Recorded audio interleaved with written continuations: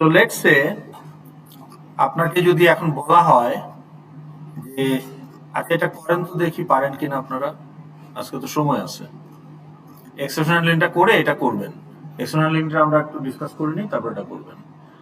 ধরেন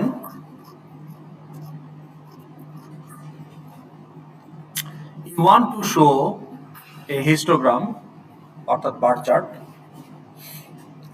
of the grade frequency distribution of the grade, okay, of the frequency distribution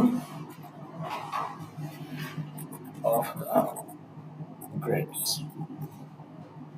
of students. Okay, say the controller of exam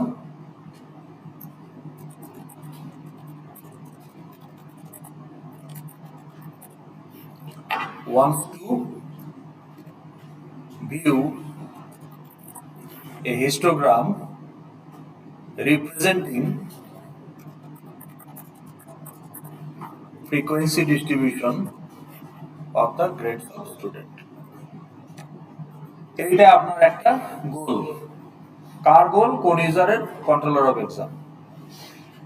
তাহলে এটা কিভাবে আপনি approach করবেন?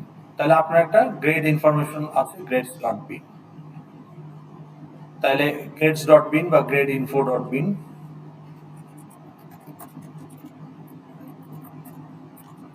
Object dot bin, এই হচ্ছে grade info class. তাহলে এখানে কি আছে? Student ID foreign field, student ক্লাসে ওটা প্রাইমারি ফিল্ড, এখানে ফরেন ফিল্ড। কোর্স আইডি, কোন কোর্সের গ্রেড, এটাও ফরেন ফিল্ড। কোর্স ক্লাসে ওটা প্রাইমারি ফিল্ড। আচ্ছা, ইয়ার, এটা তার এই তিনটা তার নিজের field, year, semester and the grade. তাহলে এই অবজেক্টগুলো আমার grade info object dot bin ফাইলে আছে অলরেডি। এই অবজেক্টগুলো কে ক্রিয়েট করেছে? ফ্যাকাল্টি। সাবমিট গ্রেড হচ্ছে তার গোল, ওই গোল থেকে এই অবজেক্টগুলো এই ফাইলে অ্যাপেন্ড হবে। আচ্ছা, এখন আমি যদি এটাকে বার চার্টে দেখাতে চাই, how many series I need. আমরা জানি যে এক্স ওয়াই ক্যাটাগরি চার্টে আমরা সিরিজ অ্যাড করি, রাইট? আলাপ হয়েছে না? না হয় নাই? হ্যাঁ। পাই চার্টে আমার মাল্টিপল সিরিজ পসিবল না, কারণ একটা সার্কেলের উপর একটা সার্কেল ওভারলে করলে তো নিচেরটা দেখাই যাবে না। সো মাল্টিপল সিরিজ দেখানো সম্ভব না পাই চার্টে। এই জন্য পাই চার্টের অবজারভেবল লিস্ট ওর টাইপ হচ্ছে ডাটা, আমি সরাসরি ডাটা অ্যাড করব।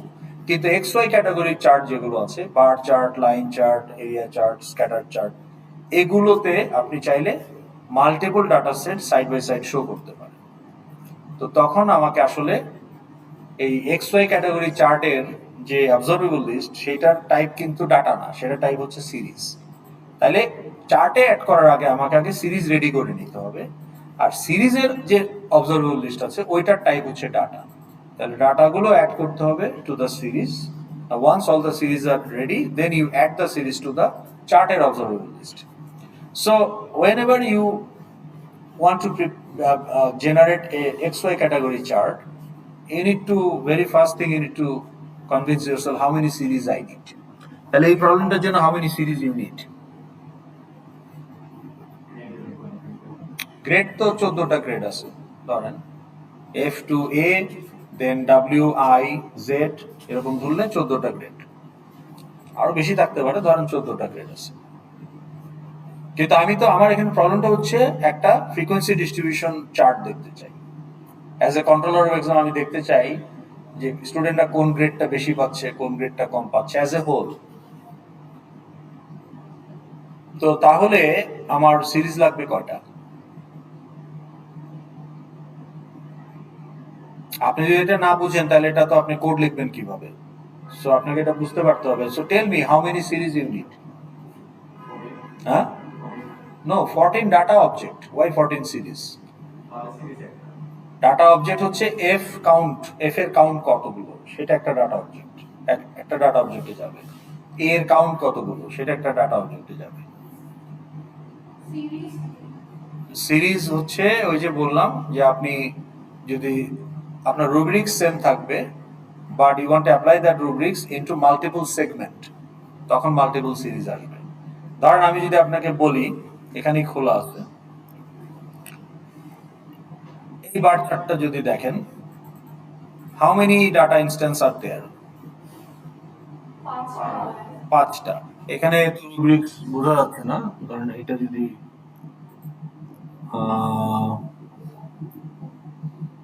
এটা কি সামারাইজিং, কি বলতেছে, কমোডিটি, আর এটা হচ্ছে প্রোডাকশন। তাহলে এখানে 5টা কমোডিটি আছে, খেয়াল করেন। কাউ মিল্ক, এটা কি হুইট, সুগার বিট।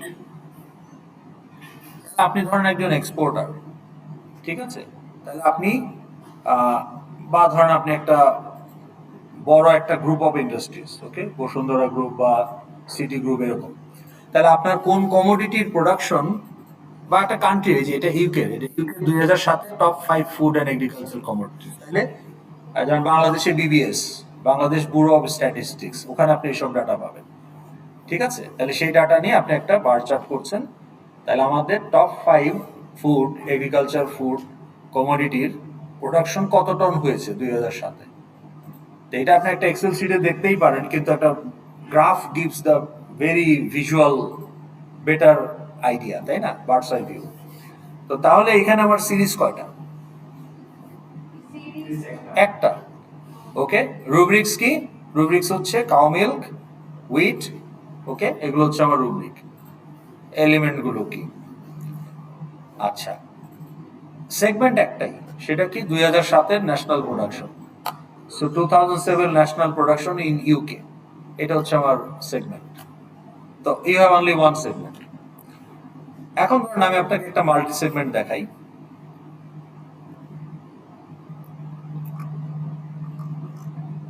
ধরেন এটা, এখানে বলা হচ্ছে যে একটা প্রোডাক্ট রেসপন্ডেন্টরা মানে ইউজটা কিরকম হয়, never used, rarely used, sometimes used, often used and very often used. এখন আমি এখানে আমার 5টা রুব্রিক আছে, যে never, rarely, sometimes, often, very often. এখন আমি যদি বলতাম যে কনসিডারিং অল রেসপন্ডেন্ট, তাহলে একটাই সেগমেন্ট হতো, কিন্তু এখন আমি এজ গ্রুপে ভাগ করে দিচ্ছি, যে 15 to 24 এজ গ্রুপ যারা, তাদের রেসপন্সটা কি, সেটা দিয়ে একটা বার চার্ট হবে। 25 থেকে 34 সেটা দিয়ে একটা বার চার্ট হবে, 35 প্লাস সেটা দিয়ে একটা বার। তো 3টা আলাদা আলাদা বার চার্ট না করে আমি 3টা সিরিজ একটা বার চার্টে দেখাই দিতে পারি। That's what they have done. যে নেভার, তাইলে এই যে 15 থেকে 24 এজ গ্রুপে যারা, তারা বলতেছে 8% of them said they never use this product, okay. 35% বলতেছে rarely they use this product, ওই এজ গ্রুপে। তারপরে আপনার এই 25%, 26% বলতেছে sometimes we use it, okay. 18% বলতেছে আমরা অফেন, প্রায় আমরা এটা ব্যবহার করি। আর আপনার 14% বলতেছে আমরা এটা অলমোস্ট অলওয়েজ ইউজ করি, ভেরি অফেন। তাহলে এই রেসপন্সটা কার? 15 থেকে 24 এজ গ্রুপের। আবার ডিফারেন্ট ডেমোগ্রাফিতে চলে গেলে 35 প্লাস যারা একটু ম্যাচিউর, ওকে, লাইফ এক্সপিরিয়েন্স বেশি, তাদের আউটলুকটা আবার ডিফারেন্ট। তো তাহলে এটা পসিবল যে সাইড বাই সাইড আপনি আলাদা আলাদা 3টা চার্ট তৈরি না করে একটা চার্টে আপনি মাল্টিপল ডাটা সেট ইউজ করতে পারেন অন দ্য সেম রুব্রিক্স। তাহলে আপনাকে আগে বুঝতে পারতে হবে যে how many data set you need, তাই না?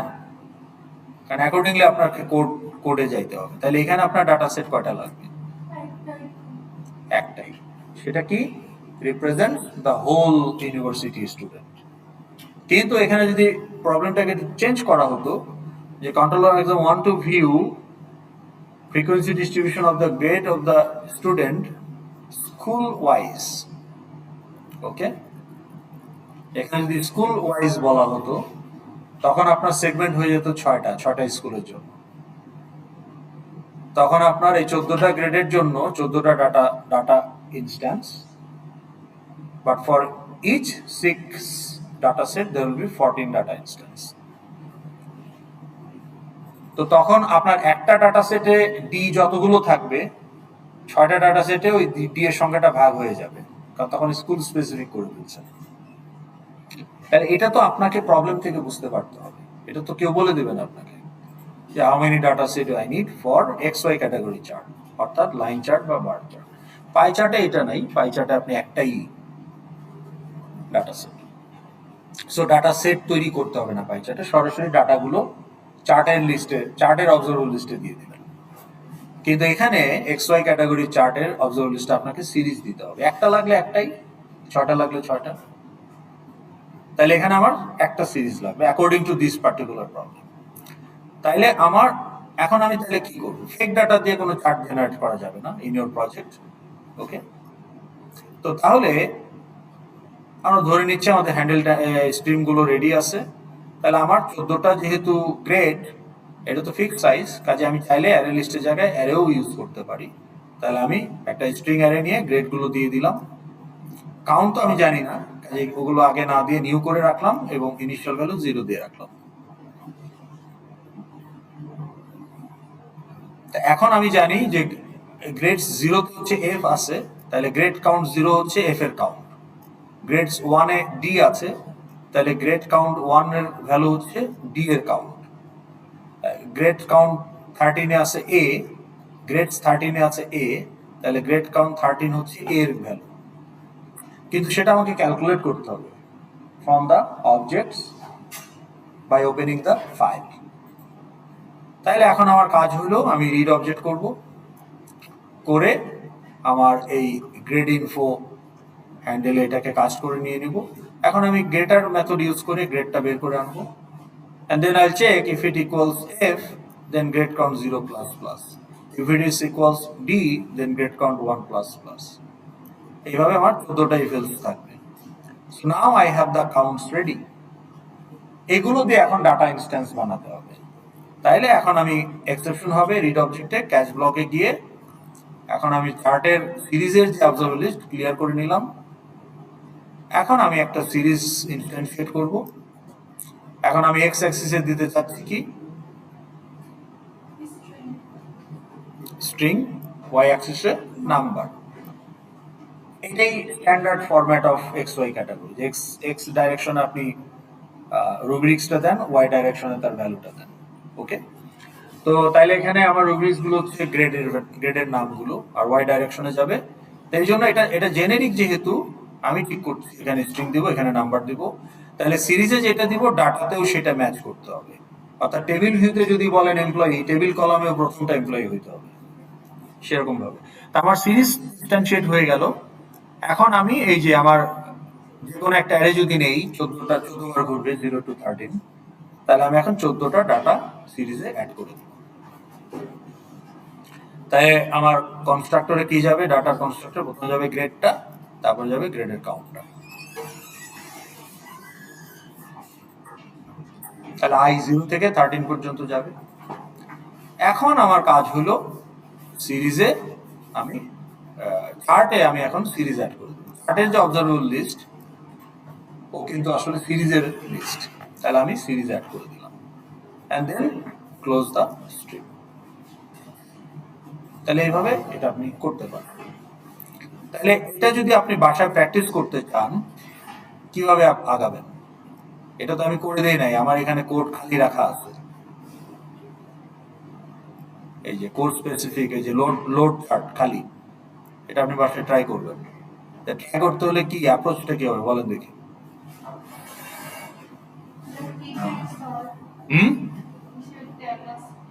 পড়েন কোর্স স্পেসিফিক উইথড্রয়াল চার্ট। তাহলে একজন ফ্যাকাল্টি বা একজন হেড অফ দ্য ডিপার্টমেন্ট যদি কোর্স স্পেসিফিক উইথড্র চার্টটা দেখতে চায়, দ্যাট ইজ ফর দ্যাট। তাহলে এখানে আমার সার্চ ক্রাইটেরিয়া কি হবে, কোর্স আইডি। তাহলে এখান থেকে আমি কোর্স আইডি সিলেক্ট করব, এখান থেকে আমি ইয়ার সিলেক্ট করব, এখান থেকে সেমিস্টার সিলেক্ট করব। তাহলে আমাকে এই বাটনটা ক্লিক করলে কি হবে, বার আসবে, তাই না? কয়টা বার আসবে?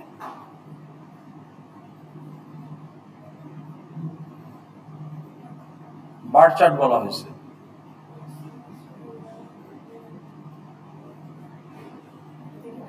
হ্যাঁ, 3টা বার কি রিপ্রেজেন্ট করবে? একটা বার হইলে আর বার চার্ট দিচ্ছেন কেন? আপনি যদি মাল্টিপল বার না থাকে কার সাথে কাকে কম্পেয়ার করবেন? ভিজুয়াল কম্পারিজনের জন্যই তো আপনি চার্ট বানাচ্ছেন। তার মানে একটা ডাটা অবজেক্ট হইলে আর চার্ট দিয়ে করবেনটা কি? ওটা তো একটা একটা নাম্বার হিসাবে লেভেলে দেখাতে পারেন। গুড। তাহলে আপনার 10টা সেকশন থাকলে 10টা বার, 5টা সেকশন থাকলে 5টা বার, বলা নাই কোথাও। তো এটা তো ইমপ্লিসিট, এটা তো আপনার বুঝতে হবে, তাই না? যে আপনি বলতেছেন কোর্স স্পেসিফিক উইথড্রল চার্ট, তাহলে ওই পার্টিকুলার কোর্সের C213 2024-এর সামার জেনারেট।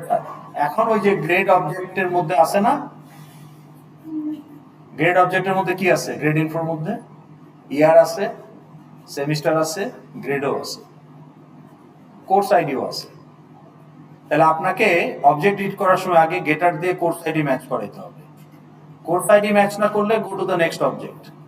কিন্তু কোর্স আইডি যখন ম্যাচ করবে তখন আবার আপনাকে সেকেন্ড ফিল্টারে দেখতে হবে যে ঠিক আছে কোর্স আইডি ম্যাচ করছে, তাহলে এই পার্টিকুলার অবজেক্টের গেটার দিয়ে দেখতে হবে যে ইয়ারটা কি 2024 কিনা, এখানে যেটা দিচ্ছে সেটা কিনা।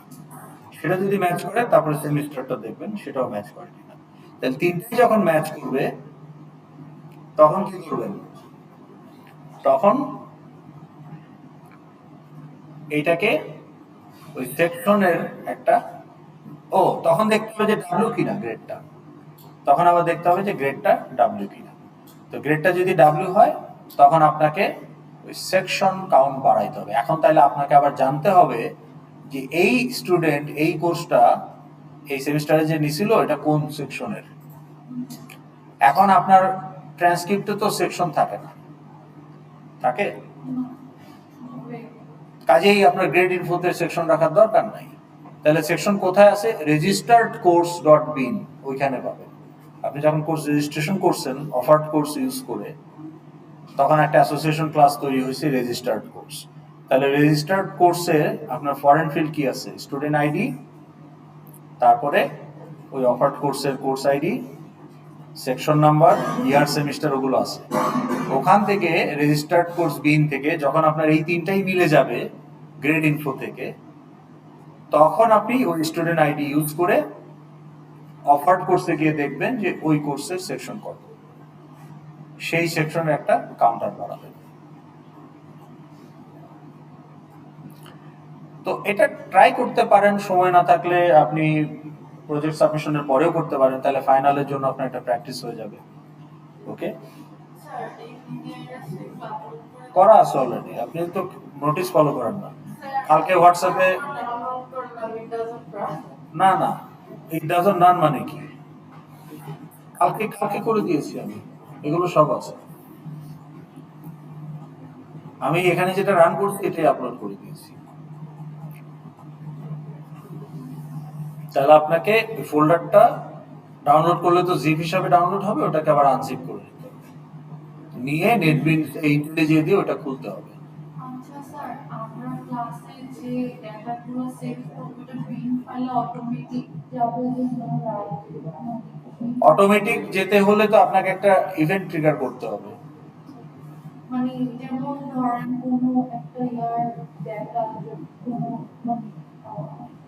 আপনার তো একটা ইউজারের গোল আছে, তাই না? তো গোলের যে এফএক্সএমএলটা, ওখানেই তো আপনি অবজেক্ট তৈরি করতেছেন কোথাও না কোথাও। তো ওখানেই তো যখন অবজেক্ট ক্রিয়েট করবেন, তো তখন তো আপনি ধরেন সেভ বা প্লেস অর্ডার, তাই না, অ্যাড টু কার্ট, কিছু একটা তো থাকবে ইভেন্ট ট্রিগার করার জন্য। তো সেই ইভেন্টের অন অ্যাকশনে গিয়ে আপনাকে ফাইলে অ্যাপেন্ড করতে হবে অবজেক্ট। সেই ইভেন্টের যে অন অ্যাকশন, সেই অন অ্যাকশন মেথডে গিয়ে আপনাকে অবজেক্টটা ফাইলে অ্যাপেন্ড করতে হবে। হ্যাঁ, সেটাই তো। এটা আপনি না করলে আর অটোমেটিক হবে কি করে? ওটা তো আপনাকে একটা ইভেন্ট ট্রিগার করলে না ও গিয়ে অ্যাপেন্ডটা করবে। আর অবজেক্ট ক্রিয়েট করার সময় আপনি ভ্যালিডেশন করবেন যেখানে আপনার দরকার, ক্রিয়েট হবে, অ্যাপেন্ড করবেন। কারণ আপনি তো ওয়ান টাইম ক্রিয়েট করছেন না, অ্যাপেন্ড না করলে কি হবে? রিপ্লেস হতে থাকবে ফাইলটা, কিন্তু আপনি তো অবজেক্ট গ্রো করবে, তাহলে অ্যাপেন্ড করবেন। আর স্যার টেবিলে যে যখন ডেটাটা মানে শো করবো তখন ফাইল থেকে রিড করে এটা দেখানো হয়েছে তো। একটু আবার দিলে ভালো মানে না, আসছে এটা এখানে দেখানো হয়েছে তো, আপনাদের এটা আলোচনা করা হয়েছে না? জি স্যার কিন্তু আমার মনে হয় স্যার এই যে reading from file to table view, write from table view to file. আমি স্যার আসিনি আসলে নাই কিন্তু ভিডিও দেখবেন না তাহলে? জমে গেছে তো এখানে কি করতে হবে? এখানে কিছুই না, আপনার একটা ফাইল যেটা আপনি যে আপনি দেখেন আগে, ফাইল যদি এক্সিস্ট করে তাহলে আপনি অ্যাপেন্ড করবেন এবং হেডার রাইট করবেন না। আর ফাইল যদি এক্সিস্টই না করে তাহলে ফাইল ক্রিয়েট করবেন এবং হেডারও রাইট করবেন। তাই হেডার রাইট করবেন কি করবেন না ডিপেন্ডস অন দ্য ইনস্ট্যান্স। এইটা নাকি এইটা? এটা স্যার অবজেক্ট ক্রিয়েট না মানে অবজেক্ট স্ট্রিম। হ্যাঁ এরপরে আপনি আপনার টেবিলের যে গেট আইটেমস আপনাকে অবজারভেবল লিস্ট দিয়ে দেবে, টেবিলে যা আছে ওটাকে এখন আপনি ব্রাউজ করে ফাইলে রাইট করে ফেলেন, ক্লোজ, শেষ। এতটুকুই মানে এটা হচ্ছে বেসিক স্ট্রাকচার। এখন এইটার মধ্যে আপনি ডালপালা অনেক কিছুই করতে পারেন, তাই না? সেটা তো আপনার উপর ডিপেন্ড করবে। আর ফাইল থেকে টেবিলে কিভাবে লোড করবেন? তাইলে আপনি এই যে রিড অবজেক্ট করতেছেন, রিড অবজেক্ট করার পরে ধরেন আপনি ইমেল যাদের ম্যাচ করবে সেইগুলো শুধু আপনি দিচ্ছেন, ওকে? দেন প্রোডাক্টের ক্ষেত্রে তো আর ইমেল হবে না, তাহলে প্রোডাক্টের ক্ষেত্রে লেটস সে এটা ধরেন গেট প্রাইস। তাহলে গেট প্রাইস আপনাকে একটা কি দিবে, ফ্লোট দিবে। So greater than equal to আপনার একটা ইউজার ইনপুট আছে সেইটা, ওকে? সো ধরেন মিনিমাম প্রাইস, তাহলে ওটাকে আপনি টেবিলে অ্যাড করবেন। তাই মিনিমাম প্রাইসটা কি? মিনিমাম প্রাইস হচ্ছে float minimum price equal to minimum price text field dot gate text. এইটাকে আপনি পার্টস ফ্লোট করবেন।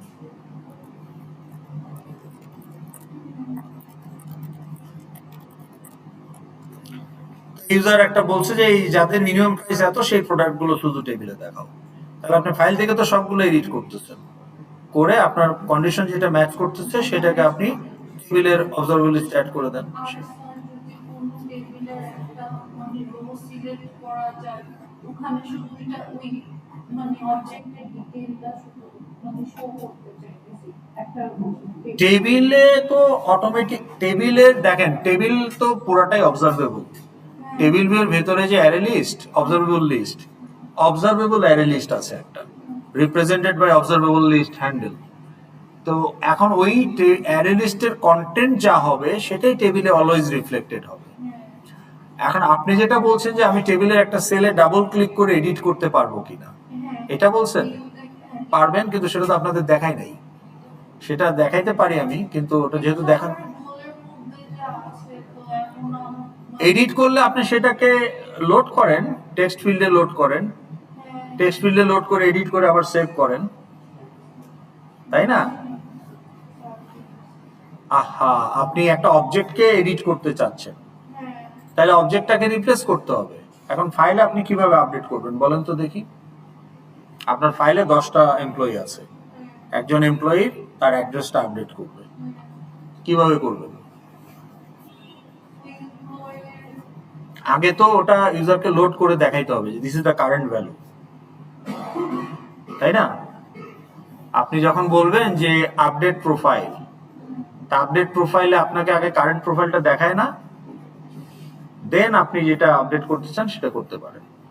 তাহলে আপনাকে ওই ফাইল থেকে রিড অবজেক্ট করে আইডি দিয়ে ম্যাচ করাইতে হবে, করে যখন আইডিটা পাবেন ওই অবজেক্টটাকে আপনি একটা ফর্মে যে লোড এমপ্লয়ি টু আপডেট, তাহলে এখন এমপ্লয়ি ডিটেলস দেখাবেন। যেটা নন আপডেটেবল সেটা লেভেলে দেখাবেন, যেমন আইডি চেঞ্জ করা যাবে না, ওইটা লেভেলে দেখাবেন। নেম চেঞ্জ করা যাবে না, ওইটাও লেভেলে দেখাবেন। ডেট অফ বার্থ চেঞ্জ করা যাবে না, ওইটাও লেভেলে দেখাবেন। ডেট অফ জয়নিং চেঞ্জ করা যাবে না, ওটাও টেবিল লেভেলে দেখাবেন। তাহলে এটা তো আপনাকে লজিক্যালি ডিসাইড করতে হবে যে which is permitted to B update. তাহলে আপনি আপনার পার্সোনাল ইমেল আপডেট করতে পারেন, আপনি আপনার phone number, mobile number update করতে পারেন, আপনি আপনার অ্যাড্রেস আপডেট করতে পারেন। আপনি কি ব্লাড গ্রুপ আপডেট করতে পারবেন? কি আপনার ব্লাড গ্রুপ, তাহলে ওটা আপনি টেক্সট ফিল্ডে দেখাবেন কেন? ওটা আপনি লেভেলে দেখাবেন। যেগুলো যেগুলো এডিটেবল সেগুলো শুধু টেক্সট ফিল্ডে দেখাবেন, বা মাল্টি লাইন হইলে টেক্সট এরিয়াতে দেখাবেন। তো তখন সেই টেক্সট ফিল্ড বা টেক্সট এরিয়াতে গিয়ে যেগুলো এডিটেবল সেখানে যেটা এডিট করতে চায় করলো, করে আপনি বাটন ক্লিক করবেন সেভ বা আপডেট, তখন সে অবজেক্টটাকে ওভাররাইট করে দিবেন ফাইলে। এখন ফাইলে অবজেক্ট আপনি ওভাররাইট করবেন কিভাবে? র্যান্ডমলি আপনি 15 নাম্বার অবজেক্ট ওভাররাইট করতে পারবেন না। তাহলে আরেক অবজেক্ট আপনার যদি এখন অ্যাড্রেস বড় হয়, আরেক খেলা দিয়ে কি আপনি বাইট সরাই দিতে পারবেন পরের অবজেক্টের গুলো? সেটা তো পারবেন না। সেই জন্য ফাইলে updating, editing file specific object wise is very expensive operation, কারণ এটা কোনো ডাইরেক্ট অ্যাপ্রোচ নাই। আপনাকে পুরো ফাইলটা, ওইটাই তো বলতেছি, ফাইলটা আপনাকে পুরো লোড করতে হবে অ্যারে লিস্টে। লোড করে অ্যারে লিস্টের মধ্যে পার্টিকুলার অবজেক্টে গিয়ে আপনি সেটার দিয়ে যা চেঞ্জ করার করেন, করে পুরো ফাইলটাকে রাইট ব্যাক করেন উইদাউট কমা ট্রু। তাহলে আগের ফাইলটা রিপ্লেস হয়ে যাবে নতুন ফাইল দিয়ে, সব অবজেক্টই ঠিক থাকবে, শুধু একটা অবজেক্ট চেঞ্জ হয়ে যাবে। তাহলে it's a very expensive process, but you don't have any other option right now other than that. That is why nobody keeps application data in flat file, they keep in database. এই জন্য তো database use করতে হয়। এখন আমরা তো মন্দের ভালো হিসাবে ফাইল ইউজ করছি, তাই না? আমরা যেহেতু ডাটাবেস ইউজ করা শিখি নাই, that's why you are using. আর ফাইল হ্যান্ডলিং জানাটাও তো ইম্পর্টেন্ট। তো এটা বোথ পারপাস সার্ভ করছে, যে it's preparing you to use the database. আমি আপনাদের রেকমেন্ড করতে পারি একটা জিনিস, যে আপনার তো ডাটাবেস কোর্সটা বেশিরভাগই করবেন, দুই একজন হয়তো বা করে ফেলছেন। তো ডাটাবেস কোর্সও আপনাকে একটা আলাদা প্রজেক্ট দিবে, ঠিক আছে? ওখানে হয়তো ফ্রন্ট এন্ড আপনাকে নিজেকেই বানাইতে হবে, সেটা আপনি করবেন। কিন্তু আপনি প্র্যাকটিস হিসাবে এই প্রজেক্টের ধারণাটা আপনার এখন মাথায় আছে সব। আপনি যখনই ডাটাবেস ক্রিয়েট করা শিখে যাবেন অ্যারাউন্ড মিড টার্ম, মানে প্রথমে তো কিছু থিওরি কনসেপ্ট এগুলো আসবে, কোয়েরি, ইয়ার ডায়াগ্রাম এগুলো আসবে আগে। তো আপনি যখন ডাটাবেসটা ফিজিক্যালি আপনার এই এসকিউএল এ যখন বানাই ফেলতে পারবেন, স্কিমাটা, টেবিলগুলো তৈরি করে ফেলতে পারবেন, আপনি যখন কোয়েরি লেখা শুরু করতে পারবেন, তখন আপনি যেটা করতে পারেন, এই প্রজেক্টটাকে কনভার্ট করেন ইনটু ডেটাবেস, ফাইলগুলোকে ডেটাবেস দিয়ে কনভার্ট করে ফেলেন। তাহলে কি হবে? আপনার ডাটাবেসের প্রজেক্টের জন্য একটা ডেমো প্র্যাকটিস হয়ে যাবে। তো ওইটার জন্য বসে থাকবেন না, ওটা তো আপনি সেমিস্টারের শেষে গিয়ে কমপ্লিট করবেন। এইটা আপনি অ্যারাউন্ড মিড টার্মের মধ্যেই আপনার ফ্রি টাইম অনুযায়ী যদি করে ফেলেন, তাহলে যেটা হবে যে আপনি এই প্রজেক্টটারও একটা ডাটাবেস ভার্সন আপনার পোর্টফোলিওতে রাখতে পারলেন। সো গিটহাবের আরেকটা বেশি ইম্পর্টেন্ট ইউজ হলো যে মেইনটেনিং ইউর পোর্টফোলিও। আপনি যখন সিভি দিবেন ইন্টার্নশিপের জন্য বা জবের জন্য, 5 পাতার সিভি তো কেউ পড়ে না, 1 পাতার সিভি হইতে হবে। কিন্তু সিভির শুরুতেই আপনার দেওয়া থাকবে আপনার নাম, ইমেল, ফোন নাম্বার দেওয়ার পরে দেওয়া থাকবে যে GitHub portfolio link. That's it. যে কোনো রিক্রুটার আগে ওই লিঙ্কে ঢুকে দেখবে যে আপনার পোর্টফোলিওতে কি আছে। আপনি যদি 10টা 5টা ভালো প্রজেক্ট করে থাকেন, that will create the first impression about it. তো তখন তারা আপনার ব্যাপারে ইন্টারেস্টেড হবে, আপনাকে তখন তারা ডেপথে ইভ্যালুয়েট করবে। তো তখন আপনার likelihood of getting a good position will increase. তাহলে গিটহাবে একটা পোর্টফোলিও মেনটেন করবেন, কোর্স প্রজেক্ট সব রাখবেন, প্লাস ইন্ডিভিজুয়াল মিনি প্রজেক্ট যেগুলো সব রাখবেন। তাহলে যেটা হবে যে এটা আপনার জন্য একটা প্লাস পয়েন্ট হবে। যাই হোক, তাহলে আসেন আমরা এক্সেপশন হ্যান্ডলিং এ যাই। এক্সেপশন হ্যান্ডলিংটা আসলে অন্য সেকশন ওইভাবে করানো হয় নাই, কারণ আপনাদের প্রজেক্টের জন্য মিনিমাম যতটুকু দরকার ততটুকুই করানো হয়েছে, but it's good thing to know about it. তাহলে আমাদের যদি সিলেবাসের আর কোনো কিছু প্রবলেম না থাকে, তাহলে আমরা এক্সেপশন হ্যান্ডলিং এ যেতে পারি। ওকে, আমাদের যে পিডিএফ স্ক্র্যাচ প্যাড ওটাতে আছে অলরেডি, ওটা আপলোড করে দেওয়া হয়েছে আপনাদের। আমি ওইটা খুলি,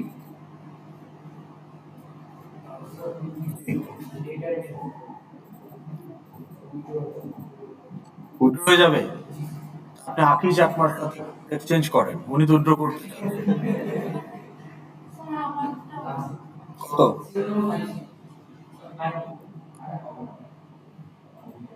ফাইভ কি করে হবে? না আসলো কেন? ওর কয়টা অ্যাবসেন্ট? 22 তো উইথড্র হয়েছেই, হয়ে যাবে আবার কি? ও, 10টা উইথড্র হবে না, আজকে 2টা মিস গেলে 12টা হবে। স্যার আমার হয়ে যাবে। কত? না কেন দিব ফেক ডাটা? আমার কাছে ফেক কোনো কিছু ক্লেম করবেন না। আপনি আসেন, এসে আপনার যেতে হবে হসপিটালে। কালকে একজন বলতেছে তার ফ্রেন্ডের ফাদার মারা গেছে, ফিনারেলে যাইতে হবে, মেক সেন্স। আসছে, সে অ্যাটেন্ডেন্স দিয়ে চলে গেছে, আমি দিয়ে দিছি। উনি তো আসে নাই, ওনার আমি দিব দিব কেন? আমি ফলস ডাটা কেন দিব? স্যার 26 আচ্ছা, আপনারও উইথড্র হইতো না? আর কেউ আছেন? আপনারটা তো পাইছেন, ওই যে আপনারটা তো পাইছেন। হ্যাঁ, ওকে। আসলে স্যার আমার বলে যে আছে যে টেবিল মানে রোবটিং সেলস ওটা এটা কিন্তু চেঞ্জ করা যাবে আপনার গোল কি কখন এরকম হবে যে টেবিল ভিউ করো? আপনার গোল তো হবে তার রোল অনুযায়ী। হ্যাঁ রোল অনুযায়ী হ্যাঁ, তো সেইটা আপনার গোল। ডিটেইলস দেখতে পারবে কারণ এটার জন্য টেবিলে যে কোনো একটা দেখেন, ডিটেলস দেখতে পারবে, এটা এখন আপনি দিছেন, কিন্তু আমি আপনাদের ইন জেনারেল বলি। ধরেন আপনার একটা, এই যে একজন বলতেছিল অন্য একটা সেকশনে, শুনেন, অন্য একটা সেকশন একজন বলতেছিল যে স্যার আমার একটা গোল হইলো ভিউ কমপ্লেন, তো আমি ফাইল থেকে টেবিলে এটা লোড করতে চাই, এটা আমার একটা গোল। তা আমি বললাম যে ইউজারটাকে customer care manager, customer care manager view complain করবে, এটা তার গোল। মানে is it A goal really? আমি তো আপনার ট্রান্সক্রিপ্ট দেখতে পারি, পারি না ফ্যাকাল্টি হিসাবে? আইরাসে ঢুকে স্টুডেন্ট ড্যাশবোর্ডে গিয়ে আপনার আইডি দিলে আমি আপনার ট্রান্সক্রিপ্ট এখনই দেখতে পারি। কিন্তু কথা হলো যে এটা কি আমার রোল কিনা ফ্যাকাল্টি হিসাবে আপনার আপনার ট্রান্সক্রিপ্ট দেখা? Is it a role of the faculty? না is it a purpose of the faculty to view your transcript? তাহলে এটা গোল কেন? Why it should be a goal যে ফ্যাকাল্টি ক্যান ভিউ ট্রান্সক্রিপ্ট? যদি ফ্যাকাল্টিতে অ্যাডভাইজার হয় অ্যাডভাইজার হয়ে থাকলেও সে ভিউ ট্রান্সক্রিপ্ট করা তার গোল না। অ্যাডভাইস দ্য স্টুডেন্ট ইজ তার গোল। তাহলে অ্যাডভাইজি এটা আমার একটা গোল হতে পারে। View transcript is part of that workflow, but view transcript alone does not qualify as a logically acceptable goal for faculty. মানে আমি কেন বসে, আমার ফ্যাকাল্টি হিসেবে তো আমি এখানে ফ্যাকাল্টি হিসেবে রিক্রুটেড কেন হয়েছি, অ্যাকাউন্টেন্ট হিসেবে কেন না?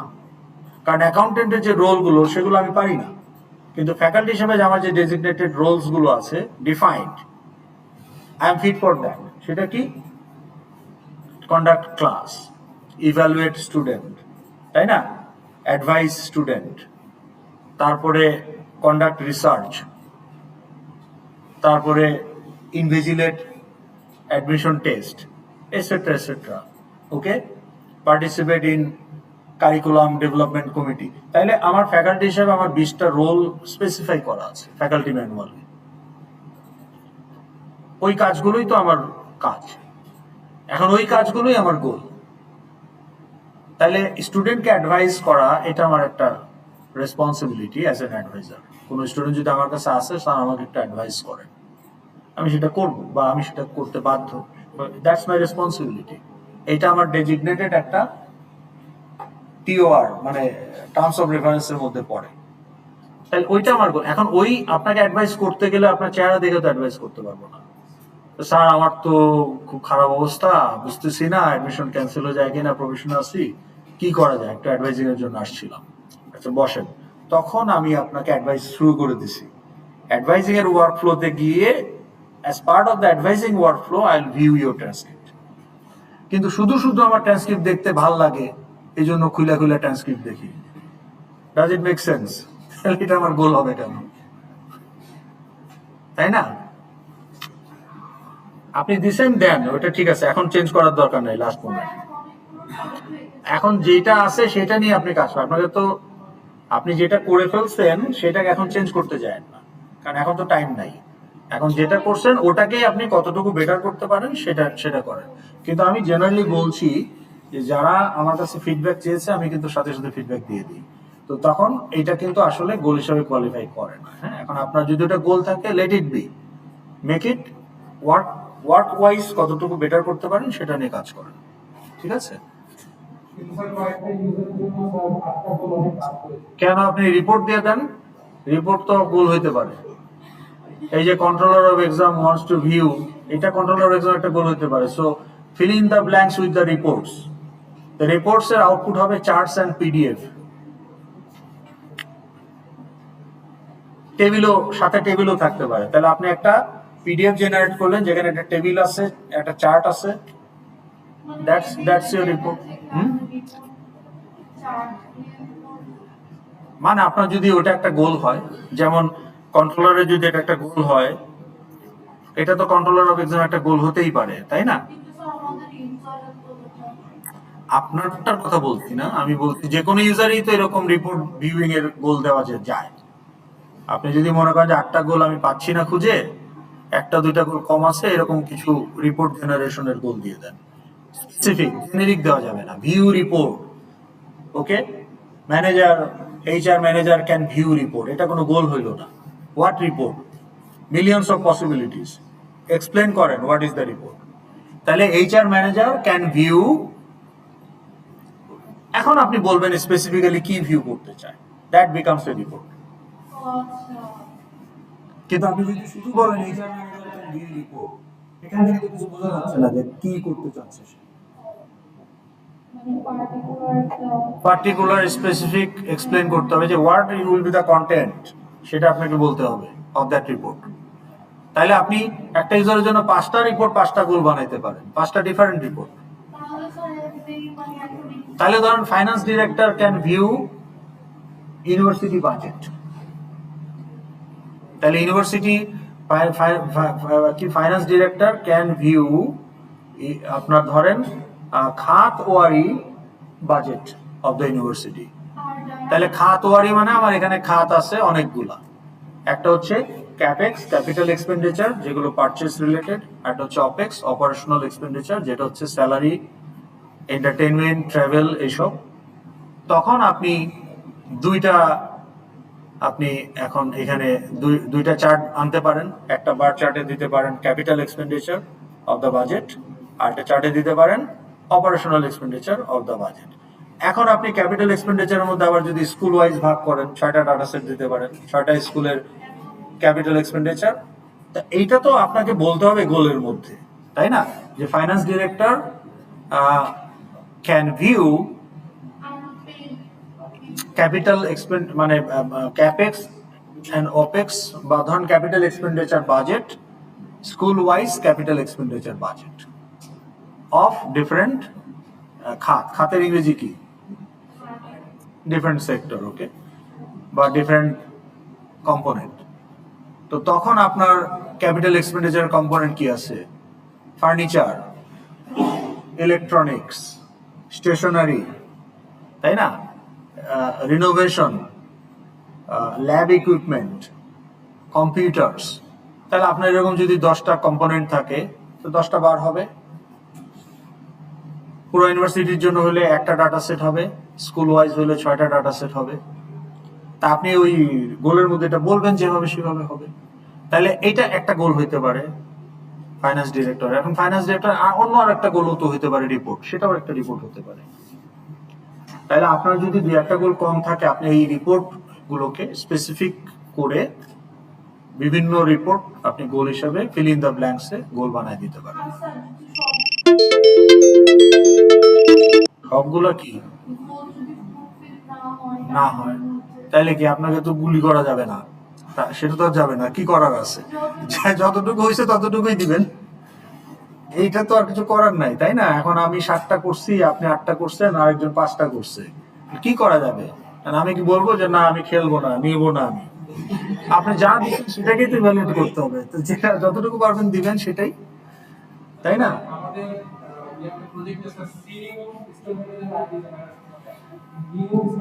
আচ্ছা, আমরা এই ডিসকাশনে পরে আসি। এই এক্সেপ্ট হ্যান্ডলিংটা আমরা আগে একটু করে ফেলি, তাই না? কয়টায় ব্রেক আমাদের? আজকে কি ব্রেক লাগবে নাকি একবারে টেনে? হ্যাঁ, আমরা মোটামুটি ধরেন আমরা 4:20 তো অ্যাটেন্ডেন্স, আমরা মোটামুটি 5টার মধ্যে র্যাপ আপ করে ফেলতে পারি, তাই না? তাইলে মানে আমাদের তো সিলেবাস শেষ, আগে ট্রাইকাস্ট একটু আলাপ করে নেই। আচ্ছা, ঠিক আছে। তাইলে আমি আপনাদের সরাসরি এই ইয়েতে চলে যাচ্ছি, আমাদের আহ, হ্যাঁ, কিসের ডেডলাইন? হ্যাঁ, আপনার ভাইবা 15 তারিখ থেকে 14 তারিখ পর্যন্ত পারবেন। 12 তারিখ ছিল শনিবার, স্যাটারডে নাইট মানে 11টা 59। ওর 12টার সময়টা ক্লোজ করে দিয়ে 12টার সময় সেলফ অ্যাসেসমেন্ট ফর্ম দেওয়া হবে। ওইটা আবার রাতের মধ্যেই আপনাকে সাবমিট করতে হবে। সেলফ অ্যাসেসমেন্ট মতো আপনারা এখন জানেন কি থাকবে, অলরেডি দেখানো হয়েছে। তো ওটার জন্য মেন্টাল প্রিপারেশন নিয়ে রাখেন, আধা ঘন্টার মধ্যে আপনি সাবমিট করে দিতে পারবেন। কারণ সকালে আবার আমাকে সেলফ অ্যাসেসমেন্ট ফর্মের ডাটা নিয়ে আমার নিজস্ব একটা ইভ্যালুয়েশন প্রিপারেশন করতে হবে, কারণ 1টা থেকে আপনাদের ইভ্যালুয়েশন শুরু হবে। হ্যাঁ, ভোরের মধ্যে 6টার মধ্যে, কারণ আমি তার ঘুমায় ঘুমায় ওই ডাটা নিয়ে কিছু করবো না। তো আপনি 12টায় প্রজেক্ট আপলোড করে 12টা থেকে আপনাকে তো ঘুমাইতে হবে, তা আপনি 6টা পর্যন্ত অপেক্ষা করবেন কেন? আপনি তো 12টায় যদি দেন, 12:30টার মধ্যে ওটা শেষ করে 1টার মধ্যে শেষ করে ঘুমান। সকালে তো আপনার ইউনিভার্সিটিতে আসতে হবে, তাই না? আপনার তো 6টা পর্যন্ত ওটা দেওয়া, কিন্তু অত ওষুধ দরকার। আমি 6টায় উঠে বা 5টায় উঠে 6টার সময় ওই ডাটা সেলফ অ্যাসেসমেন্টের ডাটা নিয়ে আমার নিজস্ব কিছু প্রিপারেশন আছে ভাইবা নেওয়ার আগে, ওই ডাটাটা তো লাগবে আমার। তা আপনি আমাকে দুপুর 12টা পর্যন্ত দিলে তো হবে না। তো 6টার পরে নট অ্যাকসেপ্টেবল। 6টার মধ্যে যারা না দেবে তাদের ভাইভাই হবে না, তারা তখন প্রজেক্টে 0 পাবে বা বেয়ার মিনিমাম একটা মার্ক পাবে বা নাও পাইতে পারে। তো কাজে এটা দিয়ে দিন, ঠিক আছে? ওকে,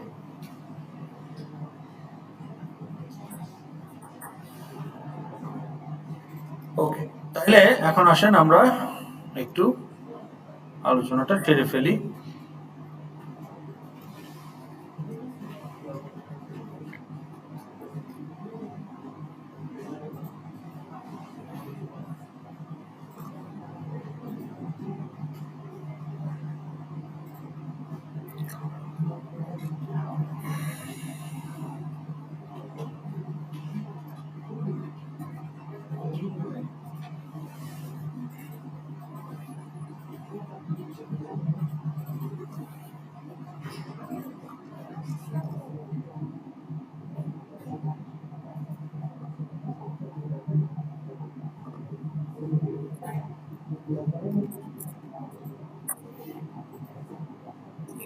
ও আচ্ছা, ওটা ফোল্ডারে রাখা হয়েছে। আচ্ছা, ওকে। এই যে ইন্টেলিজে প্রজেক্ট ফোল্ডারে এটা আছে, এই যে দেখেন মিনি আইরাস আছে, সিন সুইচিং, ডাটা পাসিংটা বোধহয় কোনটার মধ্যে? এটার মধ্যেই আছে, হ্যাঁ। ফাইল হ্যান্ডলিং এটার মধ্যে আছে, পুরাটা যা করছি আমরা। ওকে,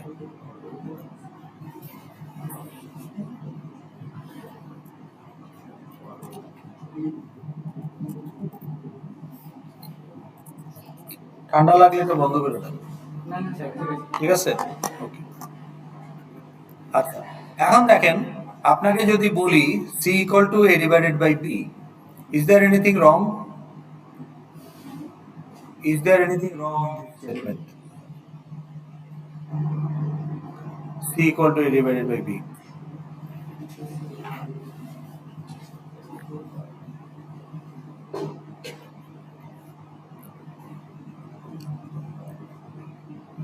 তাহলে আমরা এখানে কি করছি? A and b, numerator and denominator, আমরা এ আর বির ভ্যালু কিবোর্ড থেকে নিয়ে নিচ্ছি। অ্যান্ড দেন যেহেতু এ বি ইন্টিজার, তো আমার যেহেতু ইন্টিজার অ্যারিথমেটিক না হয়ে ফ্লোটিং পয়েন্ট অ্যারিথমেটিক হয়, এই জন্য আমি যে কোনো একটাকে ফ্লোটে কাস্ট করে নিচ্ছি। দুইটাকেও করতে পারতেন। If one operand is float, then floating point arithmetic apply হবে। দুইটা হলে তো হবেই, কিন্তু দুইটাই যদি ইন্টিজার হয়, নন ফ্র্যাকশনাল হয়, তাহলে কিন্তু ইন্টিজার অ্যারিথমেটিক অ্যাপ্লাই হবে। তাহলে 10 ডিভাইডেড বাই 3, আপনি যদি দুইটাই ইন্টিজার হয় তাহলে রেজাল্ট কিন্তু হবে 3, নট 3.3। তো ফ্লোটে রাখলেও সেটা 3.0 হবে। তো আমরা এটা করলাম। তো is there anything wrong here in this code? তাড়াতাড়ি বলেন, আপনারা আগে যেতে যাচ্ছেন। হ্যাঁ, নাল নাল পাইলেন কোথায়? Integer R float.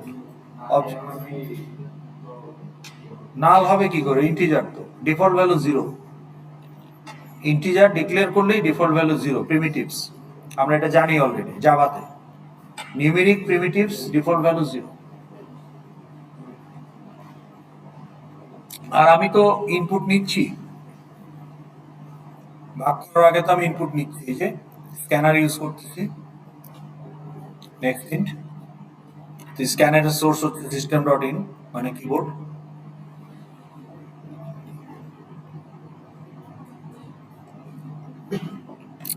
So there is no syntax problem. Compiler will happily agree to build it and allow you to run it. কিন্তু রান করার সময় আপনি যদি ইনপুট দেন এটা 0 কিবোর্ড থেকে, তাহলে এটা this will be division by 0. And what is the value of division by 0?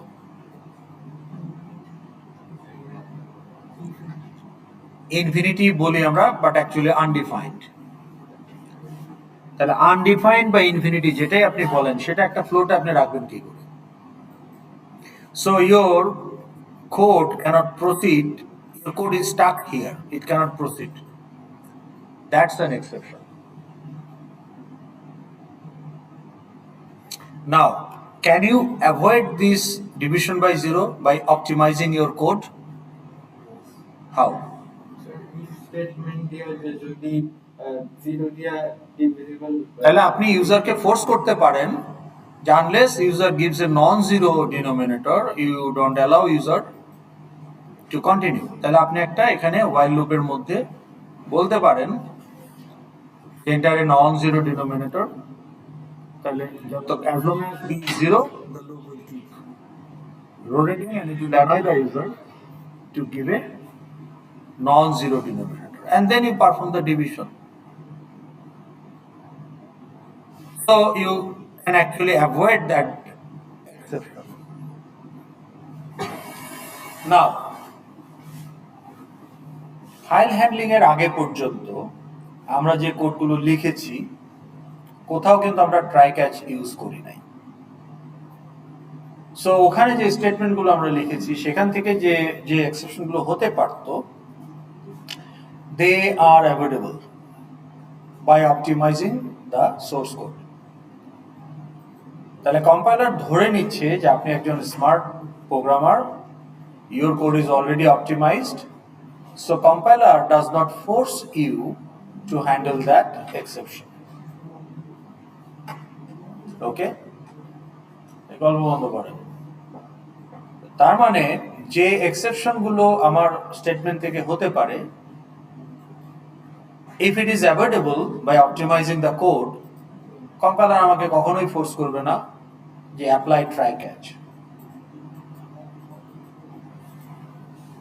And that's why we did not write try catch in our initial projects.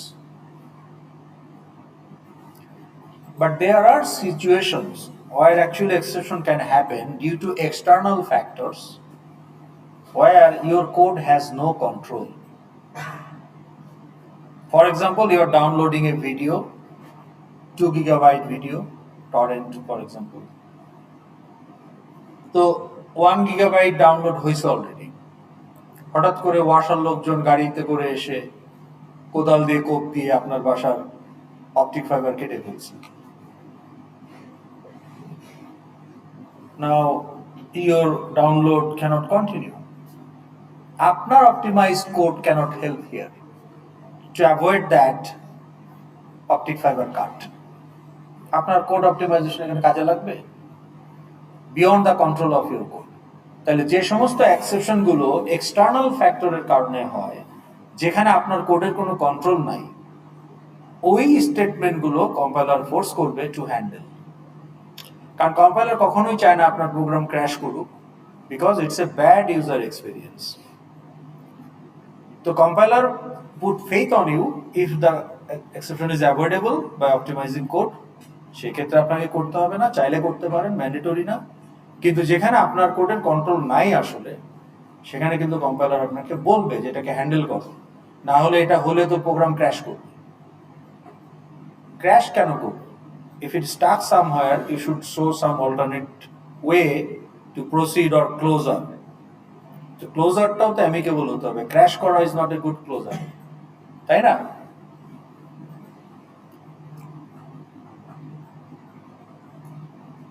তো যে ব্রেকআপ করতে গেলেও দেখেন অ্যামিকেবল ব্রেকআপ করে, we are very good friends, will remain friends.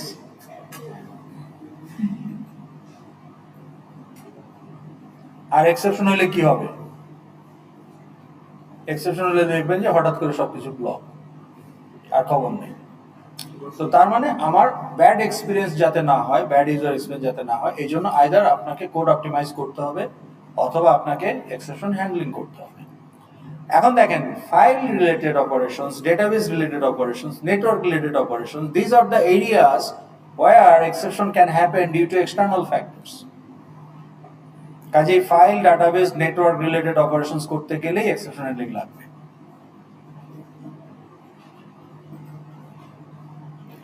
তাহলে আমাদের যে very first project ছিল অ্যারিথমেটিক অপারেশন, ওখানে কি কোনো এক্সেপশন হ্যান্ডলিং ছিল নাকি ছিল না?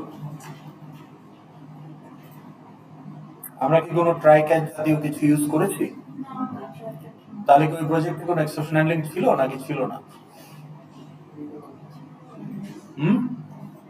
গেস কেন করতেছেন? মানে থাকতেও পারে এরকম সন্দেহ করছেন?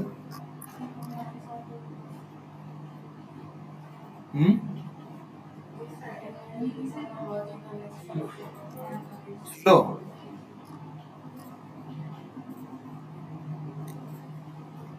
এটা কই আছে?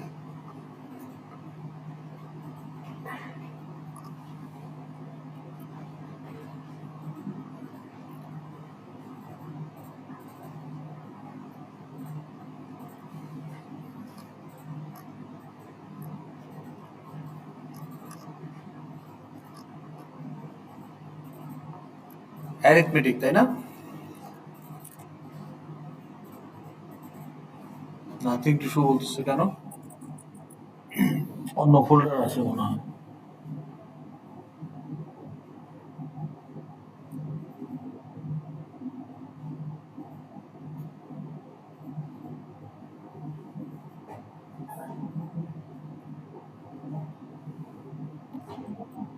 ওপেন প্রজেক্ট,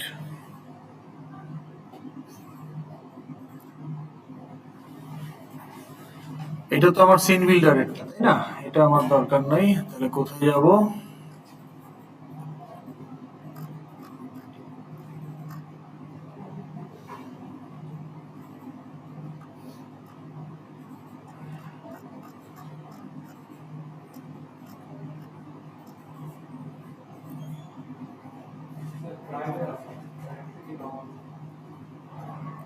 এখানেও আছে।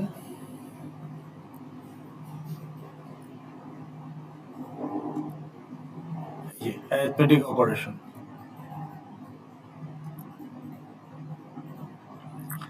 Is there any file handling, exception handling? এই যে স্টার্ট মেথডে। কেন? কারণ আপনি এখানে বলতেছেন fxml loader dot load।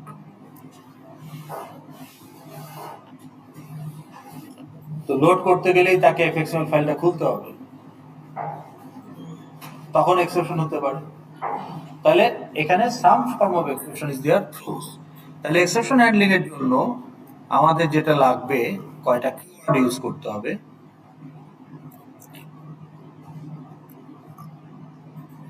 ওকে, তো সেটা হচ্ছে try, catch, finally, throws and throw. Start মেথডে যেটা দেখেন সেটা হচ্ছে থ্রোস। Try block. আচ্ছা, এখন এই এক্সেপশন গুলো যেগুলো কম্পাইলার আমাকে ফোর্স করে না, অর্থাৎ কোড অপটিমাইজেশনের মাধ্যমে অ্যাভয়েড করা যায়, সেগুলোকে আমরা বলি আনচেকড এক্সেপশন। ওকে, আর যেগুলো অ্যাভয়েডেবল না, because of the external factor, code optimisation avoid করতে পারে না, তাদেরকে আমরা বলি চেকড এক্সেপশন। ওকে, তো ট্রাই ক্যাচ ব্লক ইউজ করতে হয় for checked exception mandatory. Try block is the block where the critical statement থাকে। ক্রিটিক্যাল স্টেটমেন্ট মানে যে স্টেটমেন্ট থেকে এক্সেপশন হতে পারে, যেমন c equal to divided by b. একটা ব্লকে মাল্টিপল ক্রিটিক্যাল স্টেটমেন্ট থাকতে পারে। তাহলে ক্রিটিক্যাল স্টেটমেন্ট বা আমাদের যে নিজেদের যে বিজনেস লজিক যেটা আমরা ইমপ্লিমেন্ট করছি সেটা আমরা ট্রাই ব্লকে রাখবো। So we try to execute our statements here. That's why it is the try block. Nested try block আপনি রাখতে পারেন। ট্রাই এর ভেতরে ট্রাই, ক্যাচের ভেতরে ট্রাই। ওকে, আচ্ছা। While trying to execute the code inside a try block, যদি একটা exceptional context arise করে, তাহলে a suitable exception instance is thrown by the JVM. এই লাইনটার মানে কি বলেন? What do you understand by this line?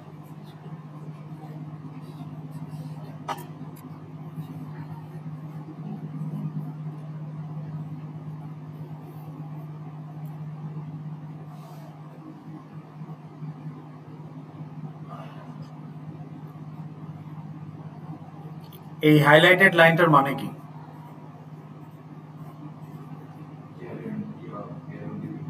না না, exception type instance. Exception type মানে exception is a class, exception class. কিন্তু তার আগে বলা আছে সুইটেবল এক্সেপশন টাইপ, তার মানে ইজ এ রিলেশনশিপের মাধ্যমে অনেকগুলো এক্সেপশন ক্লাস, তার মানে এটা একটা ইনহেরিটেন্স হায়ারার্কি। তাহলে আমি যদি আপনাকে দেখাই এক্সেপশন ক্লাস,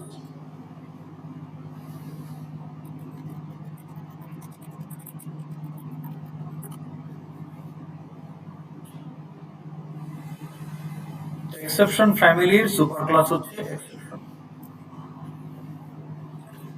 তাইলে আমার ক্যাচ ব্লকে শুধু এক্সেপশন থাকে, খেয়াল করছেন? আমি যে কয়টা ক্যাচ ব্লক লিখছি, এক্সেপশন ই, ই তো এটা একটা নাম, যা এক্সেপশন কেন দিয়েছি? কারণ এক্সেপশন দিলে কি হবে, যে কোনো সাব ক্লাসকে সে রিপ্রেজেন্ট করতে পারে। কোন এক্সেপশন থ্রো হবে আমি তো জানি না, আমি সুপার ক্লাসেরটা দিয়ে রাখি, যে কোনো এক্সেপশন ইনস্ট্যান্স সে রিসিভ করতে পারবে catch block. That's why. Okay, এটা most generic catch block. Okay, এখন দেখেন এক্সেপশন ক্লাসের অনেক সাব ক্লাস আছে। ওকে, দেখেন অনেকগুলো sub class. Naming related exception হতে পারে, এই যে আমাদের জন্য যেটা আইও এক্সেপশন হতে পারে, input output related exception, right? তারপরে আপনার রান টাইম এক্সেপশন হতে পারে। তাহলে আমরা দুই একটা খুলে দেখি, let's IO exception and run time exception. Database দিয়ে যখন কাজ করবেন এসকিউএল এক্সেপশন হতে পারে। তো আইও এক্সেপশনের মধ্যে আইও এক্সেপশনের আবার অনেকগুলো সাবক্লাস আছে, খেয়াল করেন। ফাইল নট ফাউন্ড এক্সেপশন, ওই যে এফ এক্সিস্ট, এফ এক্সিস্ট যদি না করে, ফাইল ধরেন নাই, আপনি ইফ এক্সিস্ট দিলেনই না, এফ এক্সিস্ট দিয়ে তো আমরা কাজটা করি, ধরেন এই ইফ কন্ডিশনটাই নাই, তাইলে কি হবে? ফাইল না থাকলেও তো সে রিড করার জন্য ওপেন করতে চাইবে। তাহলে অবজেক্ট ইনপুট স্ট্রিম দিয়ে, ফাইল ইনপুট স্ট্রিম দিয়ে যখন ফাইলটাকে আপনি ওপেন করতে চাইবেন, ফাইলটা যদি না থাকে তখন সে file not found exception throw করবে। So you can have a catch block parameter with file not found exception. তখন আপনি জানেন যে এই ক্যাচ ব্লক আসা মানে ফাইল নট ফাউন্ড এক্সেপশন হয়েছে। তখন আপনি ফাইল নট ফাউন্ড এক্সেপশনের রেসপন্স হিসেবে একটা কাস্টমাইজড হ্যান্ডলার কোড ওখানে দিতে পারেন। আবার ধরেন আপনি বললেন যে let's say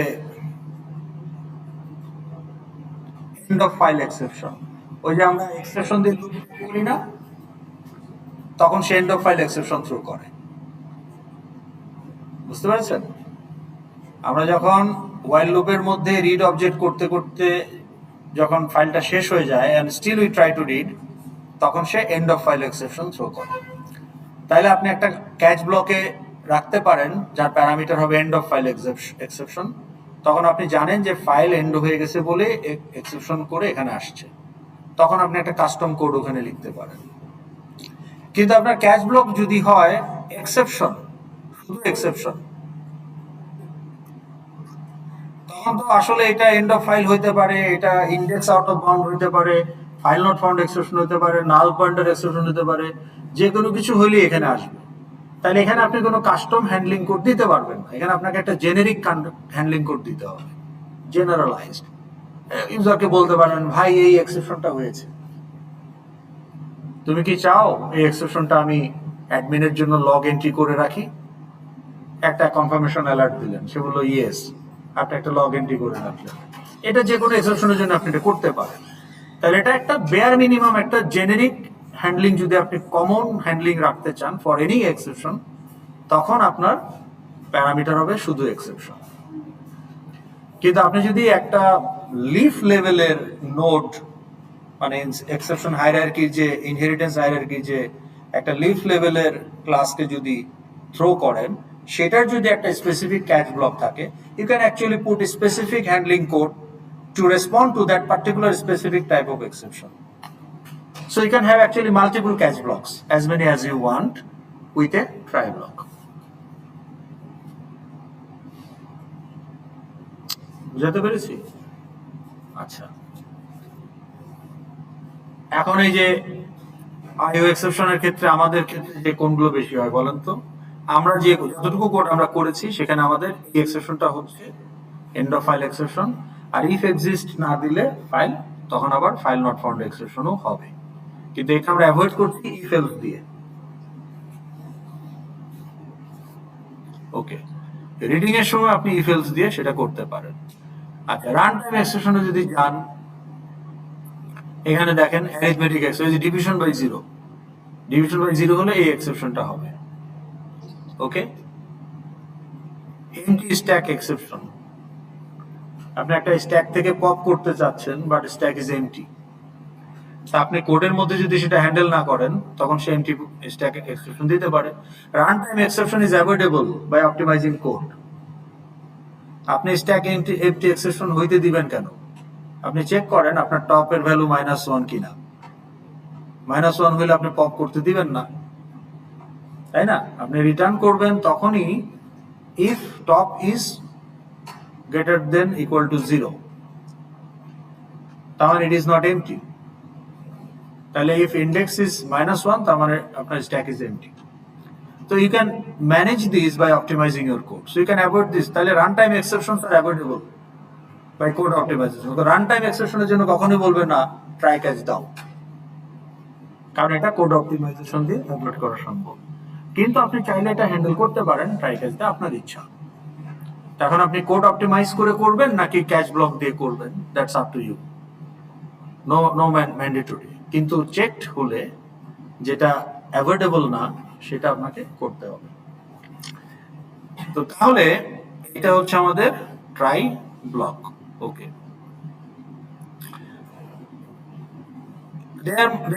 therefore there must be at least one corresponding catch block associated with the try block, একাধিক থাকতে পারে। ওকে, এখন এই যে কোন এক্সেপশনের ইনস্ট্যান্স থ্রো করবে এটা কি ডিসাইড করে? আমি তো কোড লিখে খালাস, read object, read object fail করলে কোন এক্সেপশন থ্রো হবে? And of file exception. File নাই কিন্তু আমি বলতেছি open it, file input stream equal to new file input stream abc.bin, abc.bin নাই এই ফোল্ডারে, তখন কোন এক্সেপশন হবে? File not found exception.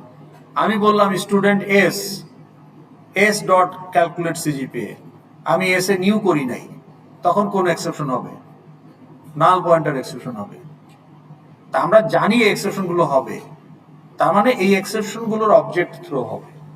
তাহলে আমি যদি এস ডট ক্যালকুলেট সিজিপিএ বলি উইদাউট ইনস্ট্যান্স, তাহলে জেভিএম উইল ডিটেক্ট যে এই কনটেক্সটের জন্য এখন আপনি বলতেছেন যে এস হচ্ছে ক্লায়েন্ট, ক্যালকুলেট সিজিপিএ করো এস এর গ্রেড ইউজ করে, এসএফ তো মেমোরি নাই, নাল।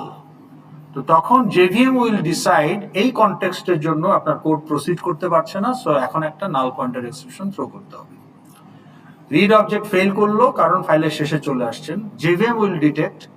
তা আমরা প্রোগ্রামার হিসাবে কিন্তু ডিটেক্ট করি না, আমরা তো আমাদের কোড লিখি, আমাদের কোড থেকে কোন এক্সেপশনটা হবে এটা জেভিএম ডিটেক্ট করে। and JVM throws one of the hundreds of exception class যেটা ইনহেরিটেন্স আইডেন্টি। আপনি দেখলেন যে এক্সেপশনের যে অনেকগুলো সাবক্লাস, আবার ইন্ডিভিজুয়াল সাবক্লাসে আবার অনেকগুলো সাবক্লাস, তাদেরও আবার অনেকগুলো সাবক্লাস, হান্ড্রেডস অফ ক্লাসেস আর দেয়ার। এক একটা ক্লাস এক একটা এক্সেপশনকে রিপ্রেজেন্ট করে, তার ফিল্ডের সংখ্যা ভ্যারি করে, এই জন্য ক্লাসগুলো আছে। হ্যান্ডেল করার জন্য ক্লাসগুলোতে কিছু মেথডের কম বেশি থাকে, that's why so many exception class. Okay. Once an exception is thrown কোন একটা critical statement থেকে, control will leave the try block and as a result rest of the statement of try block will never be executed. Method call করলে কি হয়, control transfer হয় caller method থেকে call মেথডে। Call method যখন complete হয়ে যায়, control comes back to the caller method so that caller method can resume যেখান থেকে কল হয়েছিল ওইখান থেকে। কিন্তু ট্রাই ব্লক কিন্তু এরকম নয়, ট্রাই ব্লকে আমার এখানে মাঝখানে এক্সেপশন হলো, ক্যাচ ব্লকে গিয়ে আমি আবার রিজিউম করব না ফেরত এসে, it doesn't, you never go back to the try block, it's not logical. আপনারা বলতে পারবেন কেন লজিক্যাল না ট্রাই ব্লকে ফেরত যাওয়াটা?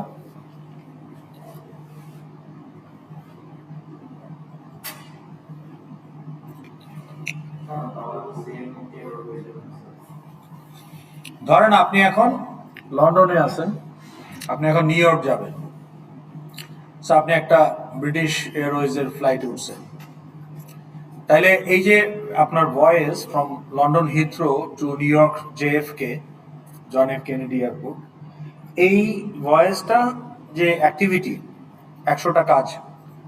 প্রথমে আপনাকে বোর্ডিং পাস দিবেন, বিমানে বসবেন, আপনাকে প্রোটোকল শো করবে, তারপর আপনাকে হট টাওয়েল দিবে, ওয়েলকাম ড্রিঙ্ক দিবে, কিছুক্ষণ পরে ব্রেকফাস্ট দিবে, আবার লাঞ্চ দিবে, হ্যাঁ, তারপরে আপনাকে বেড তৈরি করে দেবে ঘুমানোর জন্য ইত্যাদি, তারপরে একটা মুনলাইট সেটিং তৈরি করবে, হ্যাঁ, তারপরে একটা মিউজিক বাজাবে ব্যাকগ্রাউন্ডে।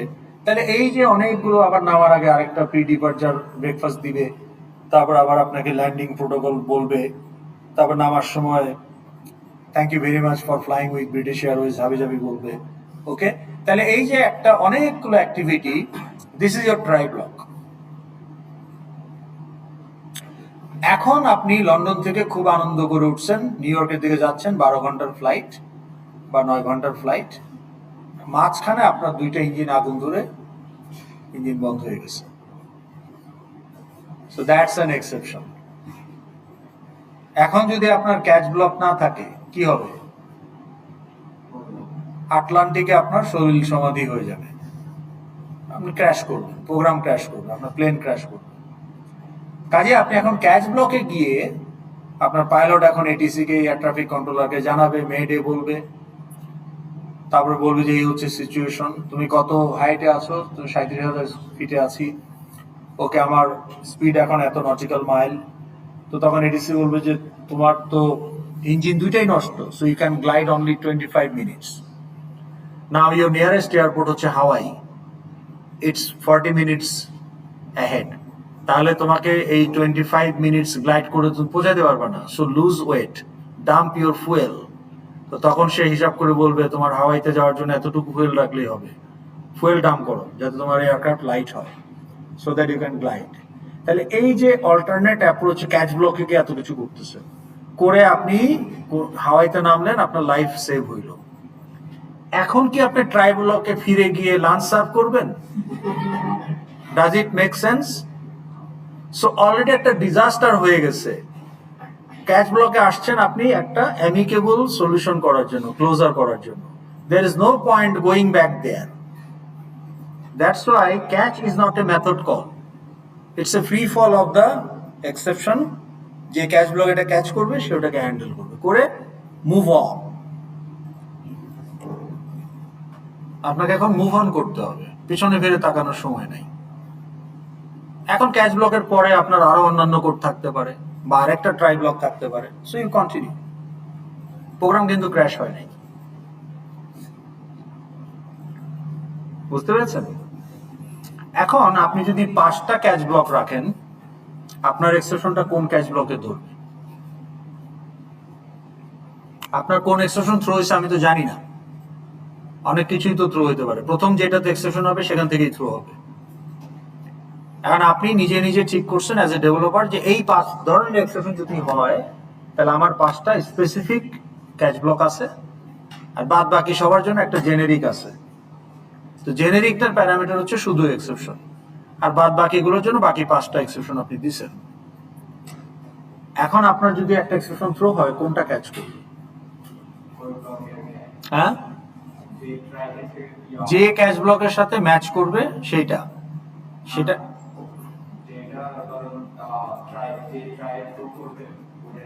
ওইটাতে 5টা ক্যাচ আছে, 6টা ক্যাচ আছে। আপনি যে একটা ক্যাচ রাখতে পারবেন এমন না, মাল্টিপল ক্যাচ রাখতে পারেন, কারণ একটা ব্লক থেকে বিভিন্ন ধরনের এক্সেপশন থ্রো হইতে পারে। আপনি যদি কাস্টমাইজড রেসপন্স করতে চান তাহলে তো আপনি একটা ক্যাচ ব্লক রাখলে আপনাকে জেনেরিক রেসপন্স রাখতে হবে, কিন্তু এক্সেপশন স্পেসিফিক কাস্টমাইজ রেসপন্স রাখতে হলে আপনাকে তো আলাদা আলাদা ক্যাচ ব্লক লাগবে। তা আপনি বললেন যে ফাইল নট ফাউন্ড এক্সেপশনের জন্য একটা ক্যাচ ব্লক, নাল পয়েন্টার এক্সেপশনের জন্য একটা catch block, end of file এক্সেপশনের জন্য একটা catch block, index out of bound এক্সেপশনের জন্য একটা ক্যাচ ব্লক, ফাইল ফরম্যাট এক্সেপশনের জন্য একটা ক্যাচ ব্লক। তো এরকম আপনি নিজেই ওই ট্রাই ব্লকের জন্য 6টা ক্যাচ ব্লক রাখছেন, কিন্তু এক্সেপশন তো শত শত হইতে পারে। তা আপনি বলেন যে এই 6টা হ্যান্ডেল করতে পারলে আমি খুশি, বাকিগুলোর জন্য একটা জেনেরিক দিয়ে দিই, তাহলে বাকিগুলো ওইটাতে ঢুকবে। এখানে একটা জিনিস মনে রাখতে হবে, ক্যাচ ব্লকের ক্ষেত্রে ক্যাচ ব্লক হচ্ছে এক্সেপশন হ্যান্ডলিং ব্লক।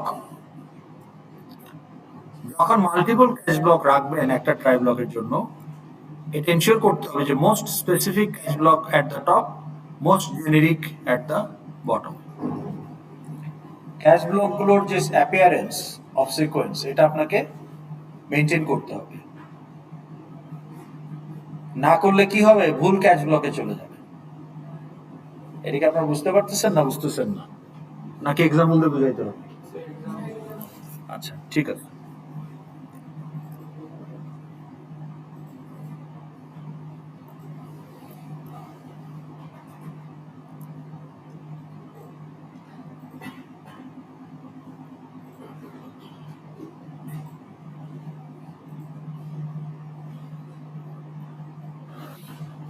দেখেন তো catch block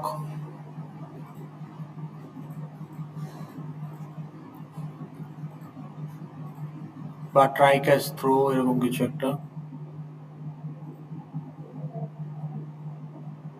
multiple catch block. হ্যাঁ, কোথায়? হ্যাঁ, এই যে ক্যাচ ব্লক অর্ডার।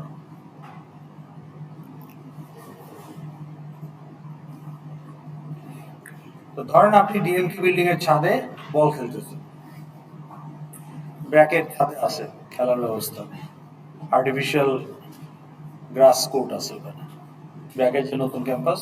তো ধরেন আমাদের ডিএমকে এর ছাদে আপনি ফুটবল, টেনিস, পিং পং এগুলো খেলতে পারেন। এখন এই বলগুলো যদি কোনো কারণে ছাদ থেকে পড়ে যায়, এই বড় বড় বাস্কেট লাগানো আছে, এই বাস্কেটটা ফুটবলের সাইজে, এই বাস্কেটটা টেনিস বলের সাইজে, আর এই বাস্কেটটা পিং পং বলের সাইজে। তাহলে বল যখন পড়বে, তাহলে এগুলোকে যদি আপনি এক্সেপশন হিসাবে কনসিডার করেন বলগুলোকে, তাহলে এই বলটা আপনার অনুযায়ী should be handle here, are the tennis ball should be handle here, and the ping pong ball should be handled here. কিন্তু এই বলটা তো বড়, ও সবগুলোকেই ধরে ফেলবে। তাহলে tennis ball was suppose to go here, কিন্তু এখানে যাবেই না, এটাই ধরে ফেলবে। এই পিং পং বলও ও ধরে ফেলবে। কিন্তু নেটগুলোকে যদি আপনি এইভাবে সাজান, পিং পং বল এটাতে ধরবে, কিন্তু টেনিস বল আর ফুটবল এখানে বাউন্স করে নিচে চলে আসবে, টেনিস বল এখানে চলে আসবে, কিন্তু ফুটবল এটাতে বাউন্স করে এখানে চলে আসবে। তাহলে যার যেটা ইন্টেন্ডেড বাস্কেট সেটাতে এসে যাবে। তার মানে ছোটগুলোকে আপনি বলতেছেন মোর স্পেসিফিক আর বড়গুলোকে বলতেছেন মোর জেনেরিক। তার মানে সুপার ক্লাসের ক্যাশ ব্লকগুলো নিচে রাখতে হবে, সাব ক্লাসের ক্যাশ ব্লকগুলোকে উপরে রাখতে হবে। আর একই লেভেলে থাকলে যে কোনো অর্ডারে রাখতে পারেন। এটা যদি না করেন তাহলে ভুল ক্যাশ ব্লকে চলে যেতে পারে। যদি এরকম আপনি ভুল অর্ডারে রাখেন তাহলে ভুল ক্যাশ ব্লকে চলে যেতে পারে। তাহলে এটার একটা এক্সাম্পল যদি আপনাকে দেখাই, এটা সম্ভবত আমি যদি স্প্রিং এর সাথে যাই, স্প্রিং সামারে এটা করানো হয় নাই, কারণ সামারে তো আমাদের ক্লাস সবগুলো করতে পারি নাই আমরা। ক্র্যাশ প্যাড কোথায় এটা দেখেন তো?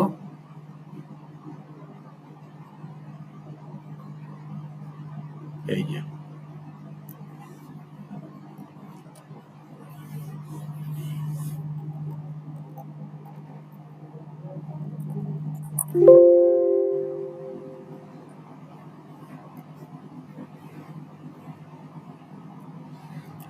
ডাউনে দেখতে হবে তাই না? আপে দেখতেছি।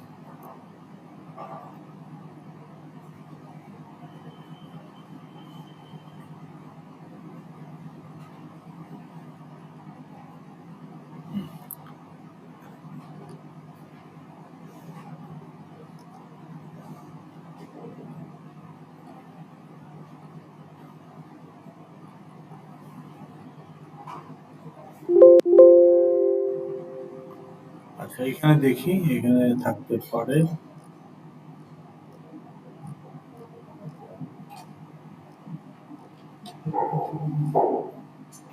আচ্ছা আমাদের এটাতেও থাকার কথা, এটাতেও থাকার কথা। ওকে দেখেন, এখানেই আছে। ওকে আচ্ছা, এই ক্যাশ ব্লকের সিকোয়েন্সটা ঠিক আছে কিনা কেন না বলতেছেন? কারণ লেখা আছে তাই। এখানে এটা হচ্ছে মোস্ট জেনেরিক, তাহলে এটাই তো সবার উপরে আছে। তাহলে ট্রাই থেকে যাই থ্রো হবে ও সবগুলো ধরে ফেলবে, তাহলে এটাকে রাখতে হবে সবার শেষে। আচ্ছা তাহলে এটা আমরা শুরুতে আইডেন্টিফাই করে ফেললাম, এদের মধ্যে ঠিক আছে কিনা।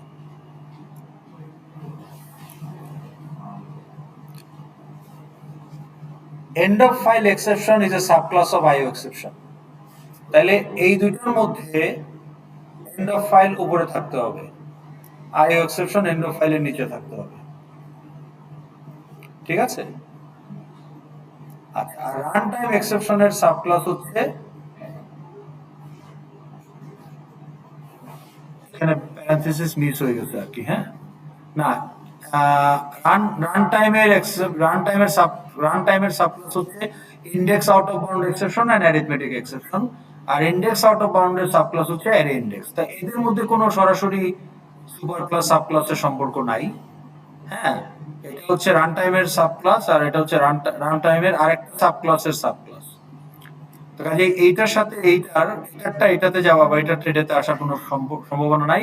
এই দুটাকে আপনি যে কোনো অর্ডারে রাখতে পারেন, কিন্তু এদের নিচে থাকতে হবে রান টাইম। কারেক্ট অর্ডার হচ্ছে, this is one of the correct order, this is not the only correct order. তাহলে এই যে অ্যারে ইন্ডেক্স এবং অ্যারিথমেটিকও আপনি বলে দিতে পারতেন। এদের নিচে থাকবে রান টাইম, আর এন্ড অফ ফাইলের নিচে থাকবে আইও, আর সবার নিচে থাকবে এক্সেপশন। তাহলে আপনার এই পাঁচটা স্পেসিফিক এক্সেপশন হলে এই পাঁচটা নিজের ক্যাশ ব্লকে ঢুকবে, আর বাদ বাকি সবার জন্য এখানে চলে আসবে। তাহলে এখানে আপনি একটা জেনেরিক কাজ করবেন। তাহলে আমার এক্সেপশনের মধ্যে বেয়ার মিনিমাম আমি যেটা বলতে পারি যে এক্সেপশনের যে টুইস্টিং, ওইটা প্রিন্ট করলে আমার এক্সেপশনের ডেসক্রিপশনটা দেখা যাবে, প্লাস ওই এক্সেপশন ক্লাসের মেথড আপনি ইউজ করতে পারেন। ওকে, তাহলে এটা আমরা বুঝতে পারলাম। ওকে, এখন আসেন আমাদের ক্যাশ ব্লক দেখলাম। ওকে, এখন আসেন ফাইনালি কই, ফাইনালি ব্লক হচ্ছে, দেখেন ক্যাশ ব্লকে কন্ট্রোল যাবে কিনা। Is there any guarantee that cache block will be executed? No. In fact, catch block is not part of your business logic, application logic. এটা হচ্ছে disaster management. Try block যদি successfully complete হয়, catch block এ ঢোকার তো কোনো প্রশ্নই ওঠে না। So catch block, there is no guarantee that catch block will be executed. There is also no guarantee that try block will be completely executed. মাঝখানে exception হইতে পারে। Finally is the block, no matter what, it will be executed. তাহলে আপনি যদি চান যে try block যদি successful হয়, still I want some code to be executed. যদি exception হয়, after exception I want some code to be executed. So keep that in finally block. তাহলে ফাইনালি ব্লক আপনি কোন ধরনের কোড রাখবেন? Normally closing connections. আপনি try block complete করলেও তো কানেকশনগুলো ক্লোজ করতে চাইবেন। এক্সেপশন হলেও you don't want to those connections kept open. So before amicably closing the application you want to close that connections. তাহলে ক্লোজিং কানেকশনসগুলো টিপিক্যালি আপনি ফাইনালি ব্লকে রাখবেন। তাহলে ওই যে আমি যেটা ক্যাচ ব্লকে ক্লোজ করেছিলাম, actually that should be in the finally block. Catch ব্লকে আমি লেভেল আপডেট করতে পারি, ক্লোজটা করব ফাইনালিতে গিয়ে। বাট নাও ইউ নো এটা হচ্ছে ফাইনালি।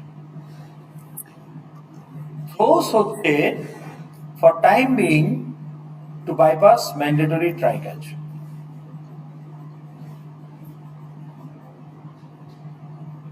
এটার কি মানে বুঝতে পেরেছেন? বলেন দেখি। না না বুঝতে পারলে এক্সাম্পল দেওয়া যাবে। বলেন কি বুঝলেন? ট্রাই ক্যাচ তো লাগবে, কিন্তু আপনি বাইপাস করতেছেন। Who are you? The method from where try catch was supposed to be there, যে মেথডে ট্রাই ক্যাচটা থাকা উচিত ছিল, অর্থাৎ যেখান থেকে এক্সেপশনটা হচ্ছে সেটাই তো ট্রাই ব্লকে থাকা উচিত ছিল। তাহলে ওটা তো কোনো না কোনো মেথডে আছে। এখন মেথডের অথর হিসাবে আপনি বলতেছেন আমি হ্যান্ডেল করতে চাই না। কম্পাইলার বলে ভাই এটা তো এক্সটার্নাল ফ্যাক্টরের একটা স্টেটমেন্ট, এখানে তো তোমার এক্সেপশন এমন না যে কোড অপটিমাইজ করে অ্যাভেলেবল। এখানে তুমি যে স্টেটমেন্ট দিছো এখান থেকে এক্সটার্নাল কারণে এক্সেপশন হইতে পারে, তা তোমাকে তো এটা হ্যান্ডেল করতে হবে। আপনি বলেন যে আমার মাথা নষ্ট হয়ে গেছে অলরেডি, এই অ্যালগরিদম ইমপ্লিমেন্ট করতে গিয়ে আমার মাথা খারাপ, আমি আর এই ক্যাশ ব্লক করতে চাই না। তখন আমার বলো তা তো হবে না, কাউকে না কাউকে তো করতে হবে। তাহলে তোমার পক্ষে কে করবে? তখন আপনি বলে দিবেন থ্রোস আমার পক্ষে, আমাকে যে কল করবে সে করবে। এখন আসেন আপনাকে আমি একটা জিনিস দেখাই। আমাদের যে কোনো একটা কোডে যদি যাই, ফাইল হ্যান্ডলিং আছে যেখানে,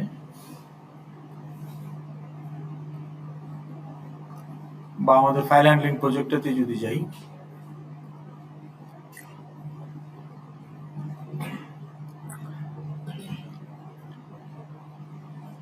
এই লাইনটা এই লাইনটা কি? What this line means? Line number 37.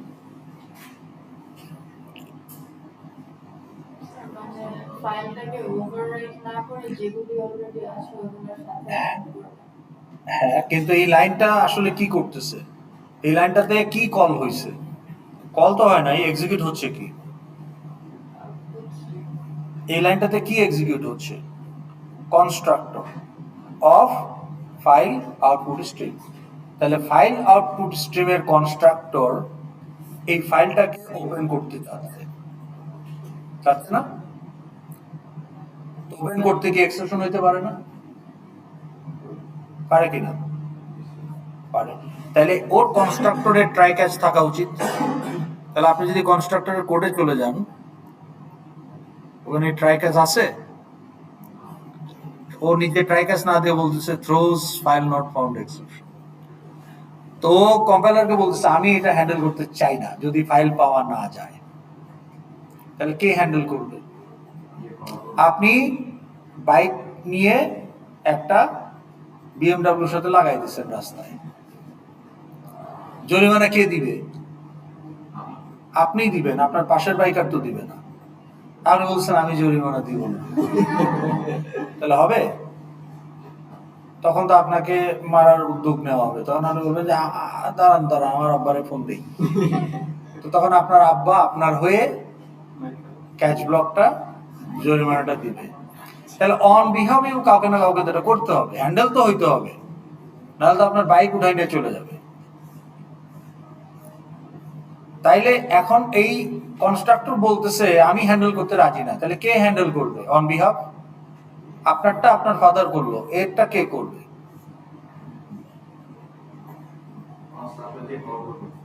Right, constructor যেই মেথডের, সেই মেথডের ঘাড়ে এটা চলে গেল। সেই method K? Save using on action, এখন হ্যান্ডেল করতে হচ্ছে ট্রাই ব্লক দিয়ে। কনস্ট্রাক্টর যদি এটা হ্যান্ডেল করতো কাজ দিয়ে, এই অবজেক্ট আউটপুট স্ট্রিম যদি হ্যান্ডেল করতো ট্রাই ক্যাচ দিয়ে, রিড অবজেক্ট বা রাইট অবজেক্ট যদি হ্যান্ডেল করতো ট্রাই ক্যাচ দিয়ে,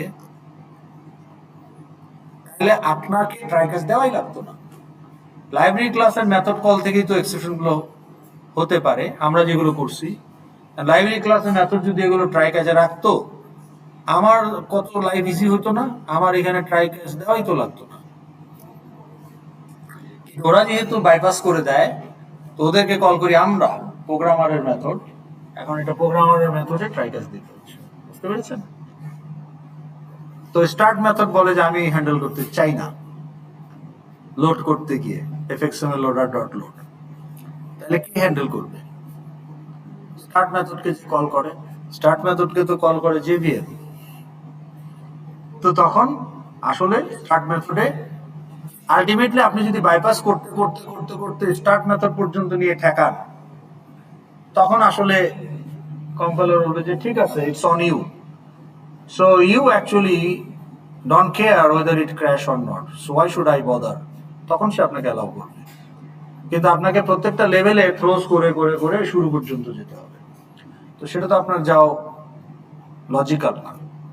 আপনি হয়তো একটা পার্টিকুলার কমপ্লেক্স মেথডে বাইপাস করতে পারেন, তাহলে ওর কলার মেথডে সেটা করতে হবে। এখন প্রশ্ন হলো যে লাইব্রেরি মেথড গুলো কেন বাইপাস করে? ওরা কি অলস programmer? They are developed by the finest programmer, তাই না, অফ দ্য ইন্ডাস্ট্রি। তাহলে ওরা কি একটা ট্রাই ক্যাচ দিতে পারতো না? দেয় না কেন? আপনার ঘরে কেন চাপাই দিচ্ছে? ও যদি ট্রাই ক্যাচ দিত, আপনি এটাকে কাস্টমাইজ হ্যান্ডলিং করতে পারতেন না, ওর ক্যাচটাই সবসময় কাজ করতো। আপনি যদি ট্রাই ক্যাচ দেনও, এক্সেপশনটা আপনার ট্রাই হচ্ছে না, ওর ট্রাই হচ্ছে, তাহলে ওর ক্যাচেই ওটা হ্যান্ডেল হবে। আপনার ট্রাইয়ের মধ্যে কল করছেন, আপনি ভাবতেছেন এক্সেপশন হলে আমার ক্যাচে ঢুকবে, কিন্তু থ্রো তো হবে ওর, আপনার ট্রাইয়ের ভেতরে আবার ওই মেথড কল হয়েছে, ওই মেথড আবার নিজের ট্রাই আছে, তার ক্যাচ আছে। তাহলে লাইব্রেরি ক্লাস অথর যেভাবে হ্যান্ডেল করতে চাই, একটা ফিক্সড ওয়েতে হ্যান্ডেল হবে always. You lose the freedom to customize the handling response. That is why, to make this flexible, to allow you to customize your handling code, they don't implement it. So they bypass it on you. এটা হচ্ছে throes. তো library ক্লাসের code খুললেই আপনি throes পাবেন। এই যে right অবজেক্টে যান, ওখানেও পাবেন, ওখানেও এক্সপ্রেশন হইতে পারে। আপনার ফাইলে আপনার অবজেক্টের স্পেস মনে করেন যে 1-2 কিলোবাইট, কিন্তু আপনি ফাইল রাখতে রাখতে রাখতে রাখতে আপনার ওই পার্টিশনের জায়গাই নাই, 2 কিলোবাইট জায়গাও নাই, তখন তো রাইট অবজেক্ট এক্সেপশন হবে। দেই নাই? ও সময় আছে না?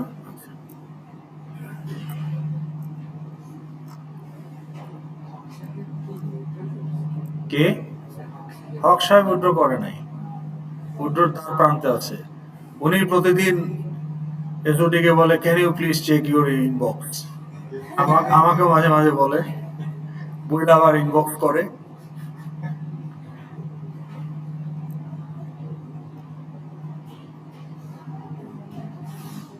এটাই তো নাকি? হ্যাঁ, ইনিশিয়ালাইজ টাইম নট কারেক্ট বলতেছে কেন এটা? না, আমার বাটন এনেবল না হইলে হবে কি করে? বাটন তো এনেবল থাকতে হবে, বাটন এনেবল কিনা আগে সেটা দেখা লাগবে।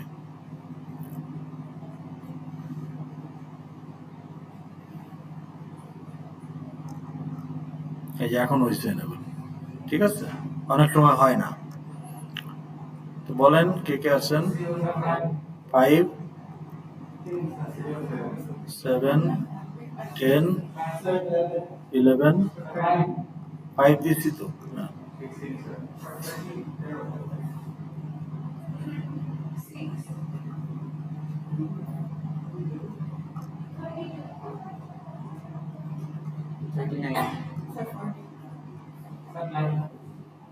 নাইন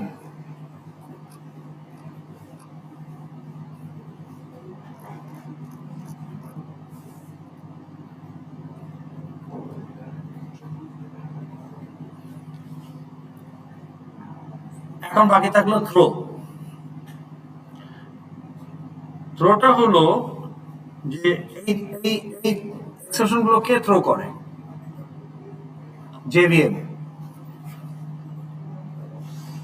কিন্তু আপনি প্রোগ্রামার হিসাবেও চাইলে এক্সপ্লিসিটলি থ্রো করতে পারেন, তখন থ্রো ইউজ করতে হবে। তাহলে এটা কিভাবে হতে পারে? আপনার কোড থেকে যখন এক্সেপশন হবে, exception throw হবে automatic by the JVM, and JVM will decide which exception instance to be thrown.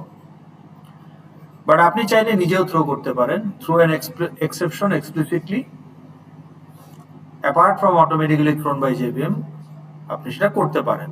তো সেটা আপনি একটা নন এক্সেপশনও করতে পারেন, আবার আপনি একটা এক্সিস্টিং এক্সেপশন হায়ারার্কির এক্সেপশনকে আপনি নিজেও একটা এক্সেপশন বানাইতে পারেন যে public class my exception extend one of the exception class, তাহলে আপনারটাও একটা এক্সেপশন, তাহলে আপনার ক্লাসেও কিন্তু এখান থেকে সব ইনহেরিট হবে, প্লাস আপনি দুই একটা এক্সট্রা মেথড রাখতে পারেন। তাহলে এইটা তো আর জেভিএম জানে না কোন কনটেক্সটে এটা থ্রো করতে হবে, তাহলে এই আপনার নিজের এক্সেপশন আপনাকে কনটেক্সচুয়ালি থ্রো করতে হবে। তো সেটা আপনি করতে পারেন যে if some fail condition which JVM doesn't consider as exception, কিন্তু আপনি ওটাকে এক্সেপশন হিসেবে ট্রিট করতে চান, তখন আপনি এক্সপ্লিসিটলি থ্রো করতে পারেন। আর আপনার নিজের এক্সেপশন হলে তো থ্রো করাই লাগবে। ওকে, এই হচ্ছে মোটামুটি এক্সেপশন হ্যান্ডলিং। তাইলে আমাদের মোটামুটি সবই হলো। অবজেক্ট ফাইল আপনারা প্রজেক্টে চার্ট যাই দেখাবেন, টেবিলে যাই লোড করবেন, do not use fake data, use data from file. Okay, fake data is a red flag, যে আপনি ডিসিপটিভ ওয়েতে এক্সামিনারকে প্রভাবিত করার চেষ্টা করছেন যে আমার এটা কাজ করে, আসলে তো আপনার ফাইল রিডিং পারেন না, আপনি ফেক ডাটা দিয়ে টেবিল পপুলেট করছেন। তো তাইলে এটা একটা মিস কনসেপশন হবে না যে হ্যাঁ আপনি ফাইল থেকে রিড করতে পারেন। So do not do that. তাইলে অলওয়েজ এখন যাদের ডাটা ডিপেন্ডেন্সি আছে, আগেও বলেছি, আপনার টিমমেটের একটা তৈরি করার অবজেক্টস আপনাকে ফাইল থেকে রিড করতে হবে, কিন্তু ওনার কাজটা উনি করে না, উইথড্র দিয়েছে, তখন আপনি যেটা করতে পারেন, জাস্ট শুধু ক্লাসটা ফিল্ড দিয়ে বানান, কোনো মেথড লাগবে না, খালি কনস্ট্রাক্টর আর গেটার সেটার দিয়ে কিছু অবজেক্ট আপনি ইনিশিয়ালাইজে, আপনার ড্যাশবোর্ডের ইনিশিয়ালাইজে ওই ফাইলগুলোতে কিছু অবজেক্ট ডাম্প করে রেখে দেন, ফেক ডাটা দিয়েই রেখে দেন, কোনো অসুবিধা নাই, কারণ ওটা আপনার পার্ট না। তাইলে আপনার পার্টে যখন আপনি ওই ফাইলটা ইউজ করার দরকার, তখন আপনি ওই ফাইলটা ওপেন করে ওই ফেক ডাটার অবজেক্টগুলো রিড করবেন। অবজেক্টগুলো কিন্তু আপনি ফাইল থেকে রিড করছেন, কাজে আপনার পার্টে কিন্তু ওটা লেজিট অ্যাপ্লিকেশন নেই, এটা আপনার পার্টে গিয়ে ওইটা ফেক ডাটা না, কারণ আপনি ফাইল থেকে রিড করছেন, কিন্তু ক্রিয়েট করা হয়েছে অ্যাজ এ ফেক ডাটা, কারণ আপনার টিমমেট উইথড্র দিয়েছে এই কারণে। এখন ওনার ক্লাসে হয়তো অনেকগুলো কাস্টম মেথড থাকার কথা ছিল, সেগুলো নিয়ে আপনার মাথা ঘামানোর দরকার নেই, আপনার শুধু কনস্ট্রাক্টর থাকলেই হবে যাতে আপনি অবজেক্ট ক্রিয়েট করে ডাম্প করতে পারেন। আর গেটার রাখতে হবে কেন? অবজেক্টগুলো যখন রিড করবেন আপনার এন্ডে, তখন তো গেটার লাগতে পারে, ইন্ডিভিজুয়াল ফিল্ড গেটার টু স্ট্রিং এইটুকু লাগতে পারে। তো ওই যে সিস্টেম জেনারেটেড গেটার সেটার টু স্ট্রিং কনস্ট্রাক্টর দিয়ে জাস্ট ক্লাসটা বানিয়ে আপনার ড্যাশবোর্ডের ইনিশিয়ালাইজে ওই ফাইলগুলো আপনি ক্রিয়েট করে রাখবেন, সো দ্যাট আপনি যখন ডেমো দিবেন বা নিজে টেস্ট করবেন তখন ফাইলগুলো অলরেডি থাকবে। কারণ আপনি লগ ইন করে আপনার ড্যাশবোর্ডে গেলেই ওই ফাইলগুলো ক্রিয়েট হয়ে যাবে, ওনার ফাইলগুলো উনি যেহেতু উইথড্র দিয়েছে। এটা হচ্ছে সিম্পলেস্ট অ্যাপ্রোচ, শর্ট, এবং এটার জন্য টাইমও লাগবে না। ক্লাস তো আপনি 3 মিনিটে বানাই ফেলতে পারেন, পাবলিক ক্লাস অমুক, দিস আর দ্য ফিল্ডস, গেটার সেটার টু স্ট্রিং কনস্ট্রাক্টর, শেষ। আপনার ড্যাশবোর্ড ইনিশিয়ালাইজ মেথডে আপনি যা করেন তার সাথে এক্সট্রা এই কাজটা করতে হবে যে file output stream, object output stream দিয়ে ওই ফাইলটাকে ওপেন করতে হবে অ্যাপেন্ড মোডে করে আপনি কিছু লুপের মধ্যে ফেক ডাটা বা লুপ বাদ দেন, এমনি 10টা লাইনে 10টা ফেক অবজেক্ট বানায় রেখে দেন, তাহলে আপনার ড্যাশবোর্ডের জন্য ওই ফাইলটা রেডি বা ফাইলগুলো রেডি। That's it. তো এইটা ডিপেন্ডেন্সি যেখানে থাকবে সেখানে শুধু করবেন, যেখানে নাই সেটা তো করার দরকার নেই। Okay, what else you want to discuss? বলেন, দেখাবেন? হ্যাঁ বলেন, সবাই দেখুক, নিয়ে আসেন। এটা কি অ্যাপেল কি আছে? এইচডিএমআই পোর্ট আছে? USB C? এখনকার গুলোতে আবার এইচডিএমআই রাখছে। এটা কি M1 না M2? এটা M1 M3 থেকে এইচডিএমআই দিচ্ছে। বলেন কি ইস্যু? ইস্যু না স্যার, একটা কোয়েশ্চন ছিল, মানে যে রান করে কম্পিউটার থাকলে তো এটা দেখাই দেওয়া হতো। আচ্ছা, রেকর্ডিং বন্ধ করে দিই, তাই না? রেকর্ডিং এর আর দরকার নাই। বা